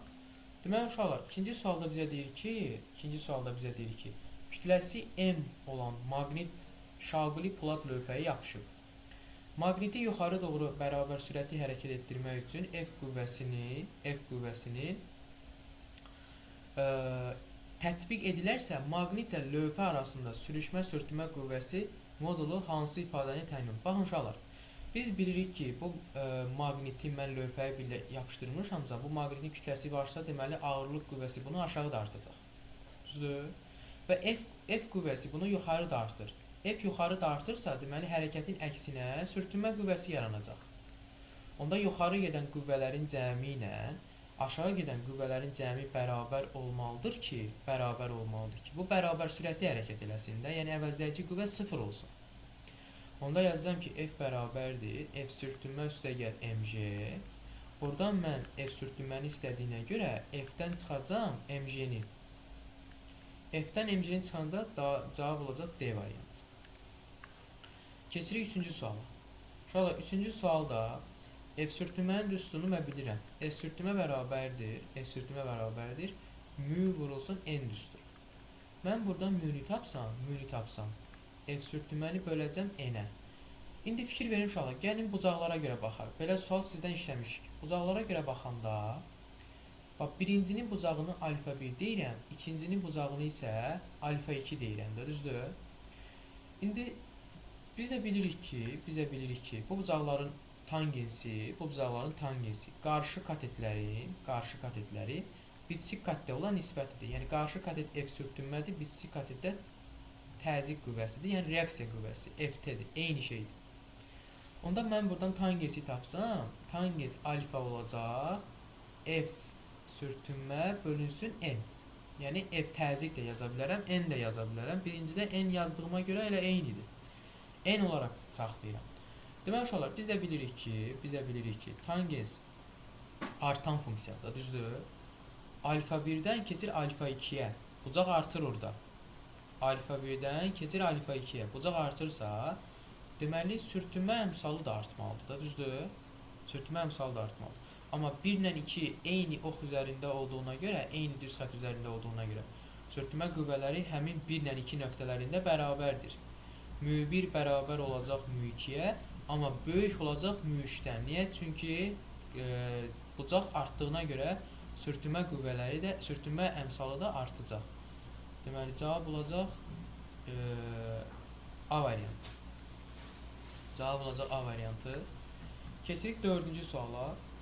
Dördüncü sualda artıq deyir ki, çəkisiz yaylarda yaranan elastiklik qüvvəsinin Deməli, bir saniyə. Bir saniyə. Aha. Çəkisiz yaylarda yaranan elastiklik qüvvələrinin arasındakı hansı münasibət doğrudur? Baxın uşaqlar, çəkisiz yaylar deyir, düzdür? Çəki yoxdur bunlarda. Daha doğrusu yaylarda, yayların çəkisi nəzərə alınmır. Bizə bilirik ki, ümumiyyətlə elastik qüvvəsinin əmələ gəlməsi üçün bu yayı aşağı dartan bir dənə qüvvə olmalıdır. O da hansı qüvvədir? Ağırlıq qüvvəsidir, düzdür? Ağırlıq qüvvəsi bunlara təsir eləyir. Bu yay dartınır da aşağı. Onda əgər ağırlıq qüvvəsi kütlələr hər ikisində eynidirsə,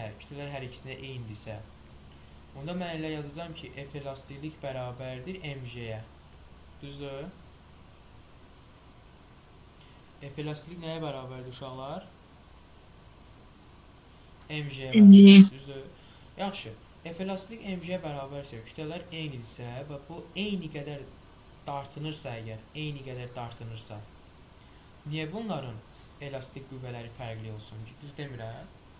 Onda elastik qüvvələr də bir-birinə bərabər. Bərabər olur. Sərtliklər fərqlidir.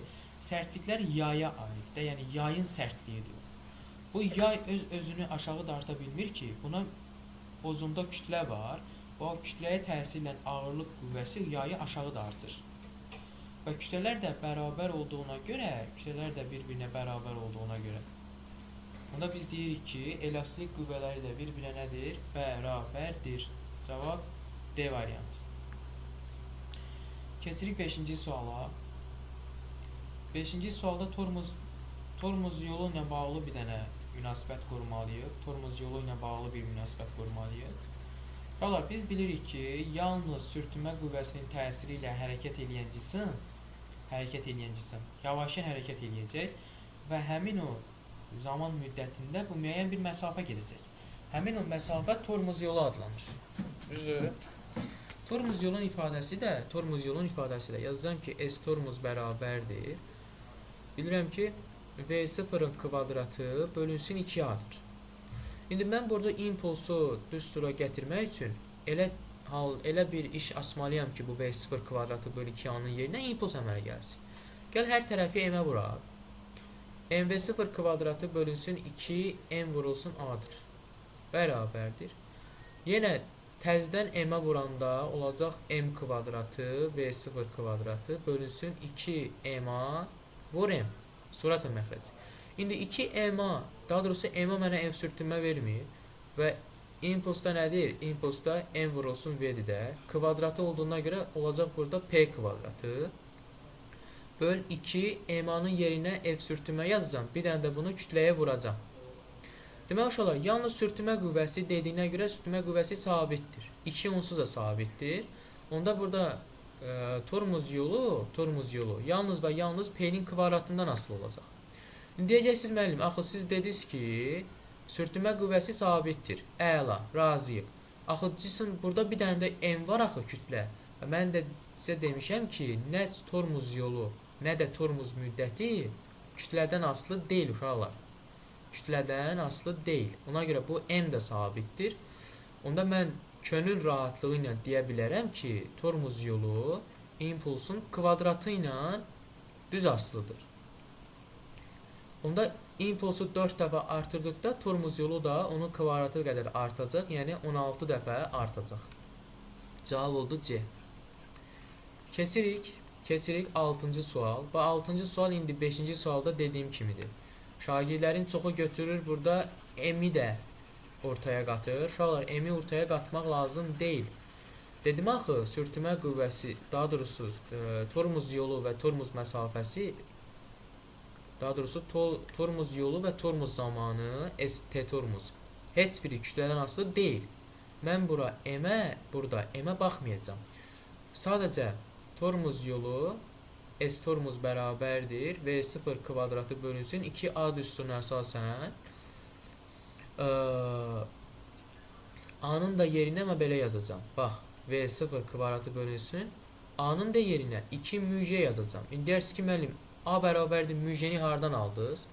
A bərabərdir müjəni, baxın uşaqlar, açılışını deyirəmsə, Əgər cisim yalnız sürtünmə qüvvəsinin təsiri altında hərəkət edirsə, dartı qüvvəsi sıfıra bərabərdir.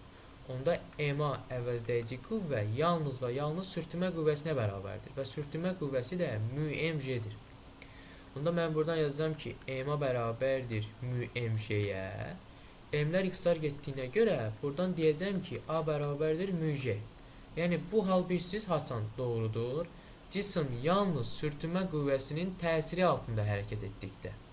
Yəni dartı qüvvəsi 0 olanda A bərabərdir μg-dir. İndi μ də burada bir-birinə bərabər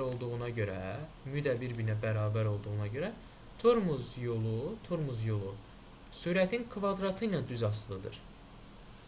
Fikir verin, birincinin sürəti v0-dır, ikincinin sürəti 2v0-dır.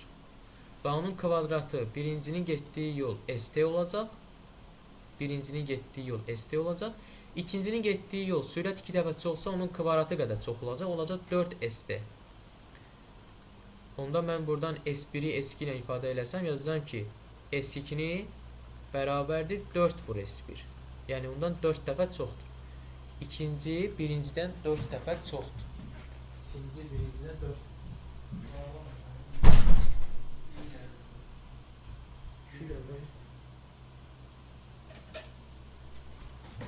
Deməli, birinci ikincidən 4 dəfə çoxdur. Düzdür uşaqlar? Başa düşdünüz? Evet. Birinci ikincidən 4 dəfə çoxdur. Cavab olacaq, deməli, S2 bərabərdir 4S1, cavab B. Aydındır uşaqlar?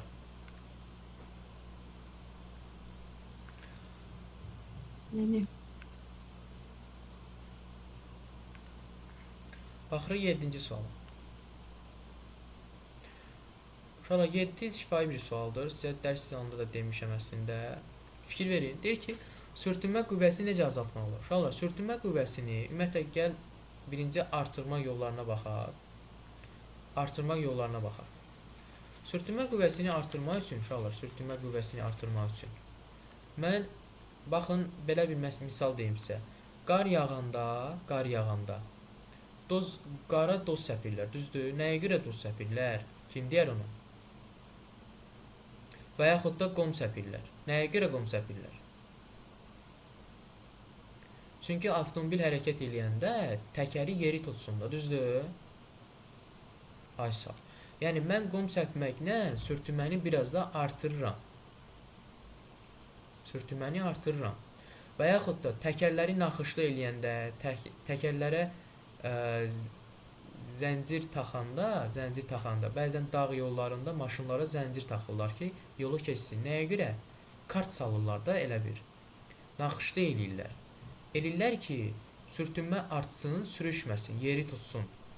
Deməli, 1 və 3-də sürtünmə artır. Amma mənə sürtünməni azaltması lazımdır. Neyniyəcəm? Diricəkli yastıqlardan istifadə etməli. Baxın uşaqlar, diricəkli yastıqlar nədir? Balaca şariklər. Düşünün ki, şariklər üzərində siz hərəkət edirsiniz. Nə olacaq? Sürtünmə azalacaq və siz daha çox yıxılacaqsınız.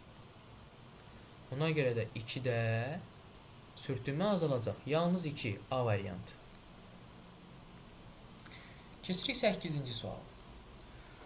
Mənə deyir ki, uşaqlar, deformasiya olunmamış elastiki yayı sıxdıqda onun sərtliyi. Ümumiyyətlə uşaqlar, sərtlik bilirik ki, yayın SY bölünsün L0-dan başqa heç birinin asılı deyil. Yəni SY, Young modulu, sahə, materialın sahəsi, Young modulu və başlanğıc uzunluqdan başqa heç birinin asılı deyil. Dəyişməyəcək. Potensial enerjidə mən yayı həm sıxdıqda, həm də uzatdıqda potensial enerji artacaq. Cavab B. Bax, belə bir qrafik var idi, yadınızdadırsa əgər. Potensial enerjinin, potensialın x-dan asılılığı. Baxın, qrafik belə idi. F elastilik də belə yaza bilərəm. Daha doğrusu F elastilikdir. Yəni, hər artanda, həm də sıxdıqda, həm də uzatdıqda potensial enerji artır. Çünki elastik qüvvəsi artırıldı. Baxırıq 9-a. Baxırıq 9-cu suala. 9-cu sualda bizə deyir ki, üfüqi səthi üzərində yerləşən M kütləli arabacıq ona bağlanmış yay vasitəsilə səhətə paralel istiqamətdə dartırılaraq bərabər sürətli hərəkət etdirilir. Baxın uşaqlar, bərabər sürətli hərəkət etdirilir sözünü gördünüz. Bərabər sürətli. Deməli ona təsir eləyən səhətə paralel istiqamətdir. Səhətə paralel istiqamətdir. Deməli uşaqlar, gəl bir dənə üfüqi səhət üzərində yerləşən M kütləli arabacıq ona bağlanmış yay vasitəsilə səhətə paralel istiqamətdə dartılaraq bərabər sürətli hərəkət edir. Sürtünmə əmsalı ifadə, deməli, sürtünmə əmsalı hansı ifadələ təyin olunur? Hə, sürtünmə əmsalı. Baxın uşaqlar, bir dənə bu olsun mənim dayaq nöqtəm və buradan yay asılır. Daha doğrusu yaydır. Və bu yayın ucuna bir arabacıq deyək də, belə bir arabacıq deyək. Bu V sürəti ilə sağa doğru hərəkət edir. Və təbii ki, bu yayda yaranan elastik qüvvəsi olacaq da, Kx hərəkətin əksinə. Fikir versəz, başqa rənglə ifadə eləsək bunu, Kx olacaq, Kx və hansı istiqamətə yönələcək? Hərəkətin əksinə, elastik qüvvəsi hərəkətin əksinə. Və həmçinin sürtünmə qüvvəsi də buna təsir edəcək də, düzdür? Mənə deyir ki, bunu dartı qüvvəsi, F dartı qüvvəsi bunu hara aparır? Sağa aparır. Demək, buna təsir edən sürtünmə qüvvəsi və buna təsir edən ağırlıq qüvvəsi var, təbii ki də mg. Bir də dayağın reaksiya qüvvəsi var, bu da deyək ki, səhətdir də. Dayağın reaksiya qüvvəsi var n. Demək, buna təsir edən sürtünmə qüvvəsi də elastik qüvvəsinə bərabər olacaq. Sürtünmə bilirik ki, mü vurulsun n-dir. N də özü ağırlıq qüvvəsinə bərabər olduğundan yazacağım ki, mü vurulsun mg. Deməli uşaqlar, sürtünmə qüvvəsi mü mg olduğunu tapdım. Və digər tərəfdən sürtünmə qüvvəsi Kx-ə bərabərdir. Onda gəl bu ikisini bərabərləşdirək. Mən yazacağım ki, bura K vurulsun x bərabərdir mü mg-yə. Onda məndən sürtünmə əmsalı mü-nü istəyir. Kx-i böləcəm mg-yə. Kx bölünsün mg. Bu da hansı variantdadırsa seçirsiniz o variantda.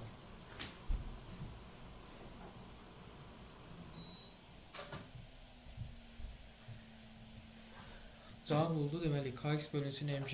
Hansı variantda uşaqlar? A variant. Cavab oldu A variantı. Deməli keçirik 10-cu suala.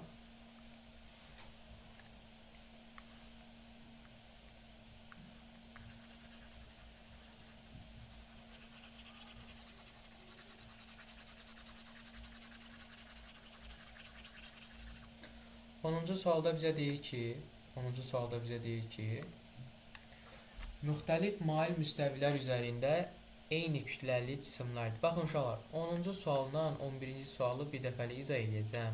Fikir verirsəz, niyə bir dəfəlik? Çünki burada siz fərqi görəsiniz. Baxın, 10-cu sualda bizə deyir ki, hansı halda cismə təsir edən sükunət sürtünmə qüvvəsi, bax, sükunət sürtünmə qüvvəsi. 11-ci sualda deyir ki isə sürüşmə sürtünmə qüvvəsi. Bu iki şey ayrıdır.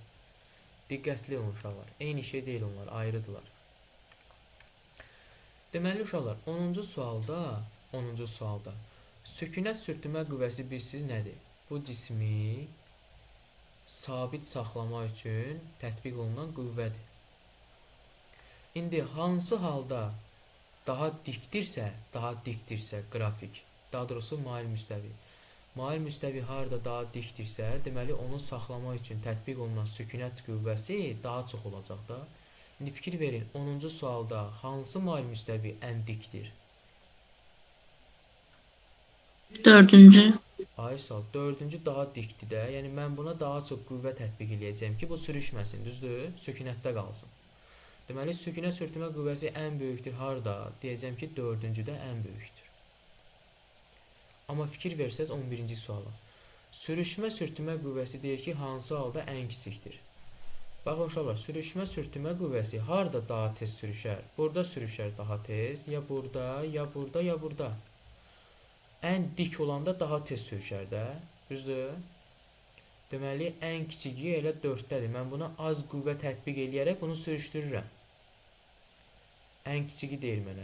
az qüvvə tətbiq eləməklə sürüşdürürəm. Deməli 4-də ən kiçikdir, düzdür? Belə də yaza bilərsiniz. Deməli uşaqlar deyir ki, sürtünmə qüvvəsini, daha doğrusu sükunət 10-cu sualdan söhbət gedir. F sükunət sürtünmə, S sükunət sürtünmə. Ən böyük olması üçün bucaq ən böyük olmalıdır. Bax sükunətdən söhbət gedir. Sükunət. Sükunətin ən böyük olması üçün alfa bucağı ən böyük olmalıdır. Bunu yaddan çıxarmayın. Sükunətin böyük olması üçün, sükunət qüvvəsinin böyük olması üçün alfa bucağı ən böyük olmalıdır. Amma əksinə 11-ci sualda sürüşmənin ən böyük olması üçün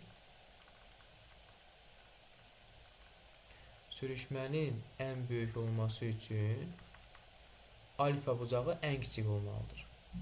Amma sürüşmənin ən kiçik olması üçün alfa bucağı ən böyük olmalıdır. Ona görə də 11-ci sualda mənə deyir ki, sürüşmə qüvvəsi harada ən kiçikdir? Alfa bucağının ən böyük olan hissəsində, yəni 40 dərəcə olan hissəsində. Aydın oldu uşaqlar? Hər iki halı dedik. Birini nəzərdə saxlayarsınız. Baxırıq 12-ci suala. 12-ci sualda uşaqlar düşünün. 12-ci sualda düşünün ki, siz ətrafınızda bir dənə daş fırladırsınız, düzdür? Bir dənə ipdir. İpə daş bağlamısınız. Bir dənə ipdir, ipə daş bağlamısınız və həmin ipi tutursunuz, öz ətrafınızda fırladırsınız. Siz həmin ipi fırlatsaz, fırladırsınız, həmin ipi ani olaraq buraxsaz, ip sizdə yaxına gələcək ya uzağa gedəcək daşla birlikdə?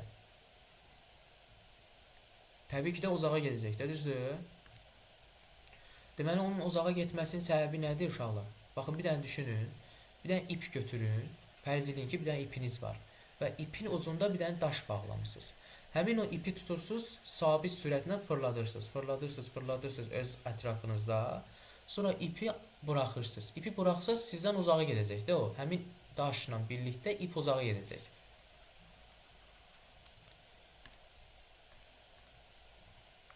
Baxın, da ki bu insandır. Belə bir insandır, deyək ki, şəkil çəkmə qabiliyyətim yoxdur. Da ki bu ipi götürür belə, bunda ipdir. Bunun ucunda daş var. Bu ipi tutur, sabit sürətlə çevrə üzrə belə hərəkət elətdirir. Düzdür? Elətdirir, dövrə vurur da, dövrə vurur, ani olaraq bunu buradan qırır. Buraxır da, əlindən buraxır ipi. İpi buraxır burada. İp getdi. Yaxşı, ipi buraxırsa, bu ip özünə doğru gələcək, ya belə gedəcək? Hə? Təbii ki də yuxarı istiqamətə gedəcək də, düzdür? Onda bunun yuxarı istiqamətə getməsinin səbəbi nədir? İpin mərkəzdən qaçma qüvvəsi. Mərkəzdən qaçma qüvvəsi. Mərkəzdən qaçma qüvvəsi. Amma bu ipin mərkəzdən qaçma qüvvəsinin əksinə mərkəzə qaçma qüvvəsi var. Bu bir mərkəzdən, axırda N hərfi mərkəzdən qaçmadır. İkincisi isə bu mərkəzdən qaçmanın əksinə, yəni çevrənin mərkəzinə doğru mərkəzə qaçma qüvvəsi var. Mərkəzə qaçma qüvvəsi. Bunlar ikisi ayrı şeydir və bir-birinin əksinədir. Bu əgər mərkəzdən qaçırsa, bu mərkəzə qaçır və onun əksinə yönəlir.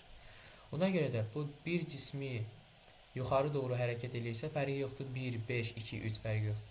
Çevrənin düz mərkəzinə doğru sürtünmə qüvvəsi yönəlməlidir və onu mərkəzə doğru çalışmalıdır. Bu mərkəzə qaçma qüvvəsi və dairəyə alıram. Bu qüvvə həmişə istəyər ki, cisim mərkəzdə sabit dayansın. Ona görə də mərkəzə qaçma qüvvəsi həmişə çevrənin mərkəzinə olduğuna görə deyərik ki, sükunət sürtünmə qüvvəsi də mərkəzə doğru yönələcək və cavab olacaq 4. Aydın olur uşaqlar? Baxırıq 13-cü suala. İş prinsipi Hooke qanununa əsaslanan cihaz hansıdır? Ampermetrdə, düzdür? Hə? Dinamometr. Ampermetr deyil, hə? Dinamometr. Aysa, yapmamışsınız. Dinamometrdir. Aha, baxırıq 14-ə. Tricik dinamometrin köməyi ilə üfüqi səhət üzrə bərabər sürətli hərəkət edir. Dinamometrin göstəriş. Baxın uşaqlar, bərabər sürətli sözünü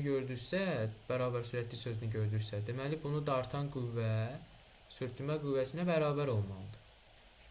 Sürüşmə sürtünmə qüvvəsi daha doğrusu. Cavab olacaq B variantı. Niyə sükunət olmasın? Çünki axı bu dartır bunu, gedir. Ona görə sürüşür bu. Hərəkətin əksinə sürüşür bu. F sürüşmə sürtünmə qüvvəsi. Çoxları sükunət götürür. Sükunət olmaz. Axı cisim hərəkətdədir, dayanmır. Baxırıq 15-ə.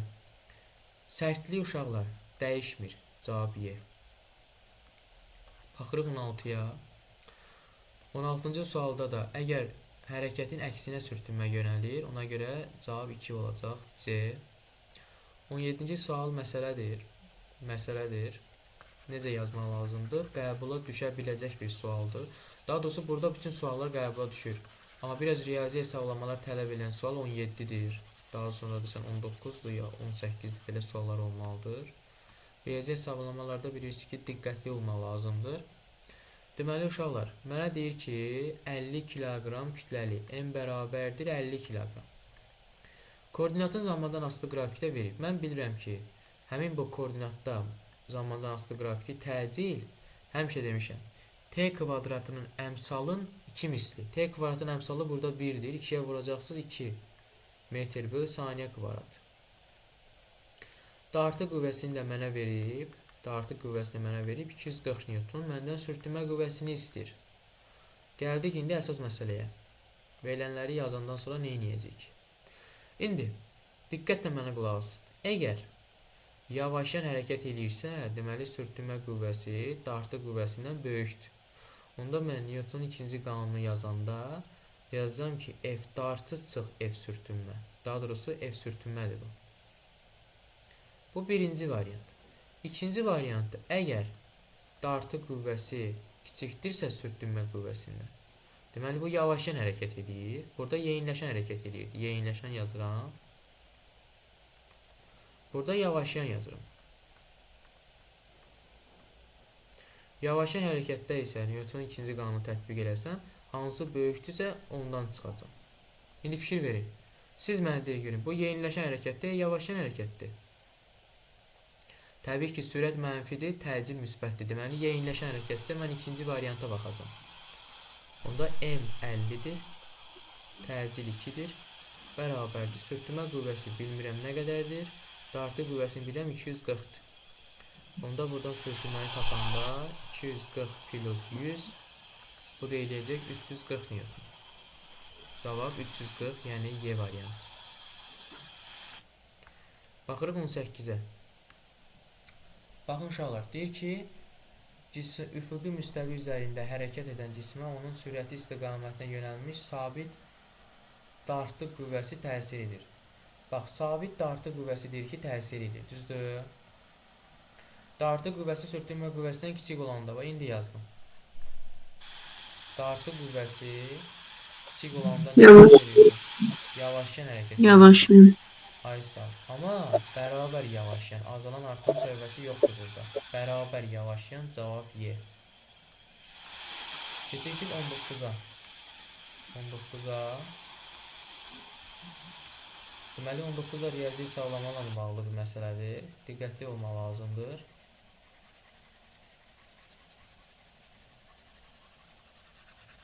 Buraları silək. Deməli, deyir ki, üfüqi səth üzrə yalnız sürtünmə qüvvəsinin təsiri altında, deməli, yalnız sürtünmə qüvvəsinin təsiri altında hərəkət edirsə, onda F sürtünmə bərabərdir, MA yazacağım. Niyə? Çünki yalnız deyir və dartı qüvvəsi sıfırdır. Onda sürtünmə qüvvəsinin düsturu da müMG-dir. müMG bərabərdir MA-ya. Buradan M-lər ixtisar gedir. Onda mü vurulsun J bərabərdir A-ya. Mən buradan məndən nə istəyir? Sürtünmə əmsalı müyünü istəyir. A-nı böləcəm J-yə. Всё. Fizika hissəsi burada düstur olaraq bitir. İndi gəl mənə lazım olan A-dır. Təcildəki belə düsturu var. Qrafiki niyə verib sənə? Təcili tapmaq üçün. V çıx V0 böl T. Başlanğıc sürəti 12-dir. 4 saniyədən sonra sürəti olub 0. Deməli bunun son sürəti 0. Başlanğıc sürəti 12. Zamanda 4. 0 çıx 12 böl 4. Eləyəcək -3. Düzdür? Onda məndən sürtünmə əmsalı olacaq. A bölünsün J. Yəni 3-ü böləcəm 10-a. Bu da eləyəcək 0.3. Deyərsiniz ki, müəllim, niyə -0.3 yazmadı? Çünki uşaqlar sürtünmə əmsalı 0 ilə 1 arasında qiymət alır həmişə. Və sürtünmə əmsalının vahidi yoxdur. Adsız kəmiyyətdir. Cavab da olacaq 0.3. Keçirik 20-yə. 20 də bayaq 2 dəfə dediyim suallardan biridir. Dartı qüvvəsi sürtünmə qüvvəsi ilə böyük olanda yeyinləşən. İndi x oxu istiqaməti x oxunun əksi fərqi yoxdur. Yeyinləşən olsun. Yəni təcillə sürət eyni istiqamətli olsun. Bizə lazım deyil mənfi olsun. Fərqi yoxdur, müsbət olsun. İkisi də ola bilər. 1, 2, 3. Baxın, dartı qüvvə sürtünmə qüvvəsindən böyüksə yeyinləşən olmalıdır. Yəni hər ikisi ya mənfi ya da ki, hər ikisi ya müsbət olmalıdır. B ilə C gedəcək. Hər ikisi mənfi, hər ikisi müsbət. Təcillə sürətdən söhbət gedir. Sürtünmə qüvvəsi 2-də sürtünmə qüvvəsi böyükdür dartıdan. Deməli, yavaşan hərəkət gedəcək. A olacaq. Digəri də D olacaq. Bir də D. Dartı qüvvədə sabit olanda, daha doğrusu dartı da sürtünməyə bərabər olanda bərabər sürətli hərəkət edəcək. Y variantı. Cavab da oldu 1-ə BC, 2-yə AD, 3-ə Y. Və bu da qəbula düşən elastiklik və sürtünmə qüvvələrin sualların izahı. Yatmamısınız uşaqlar? Aha.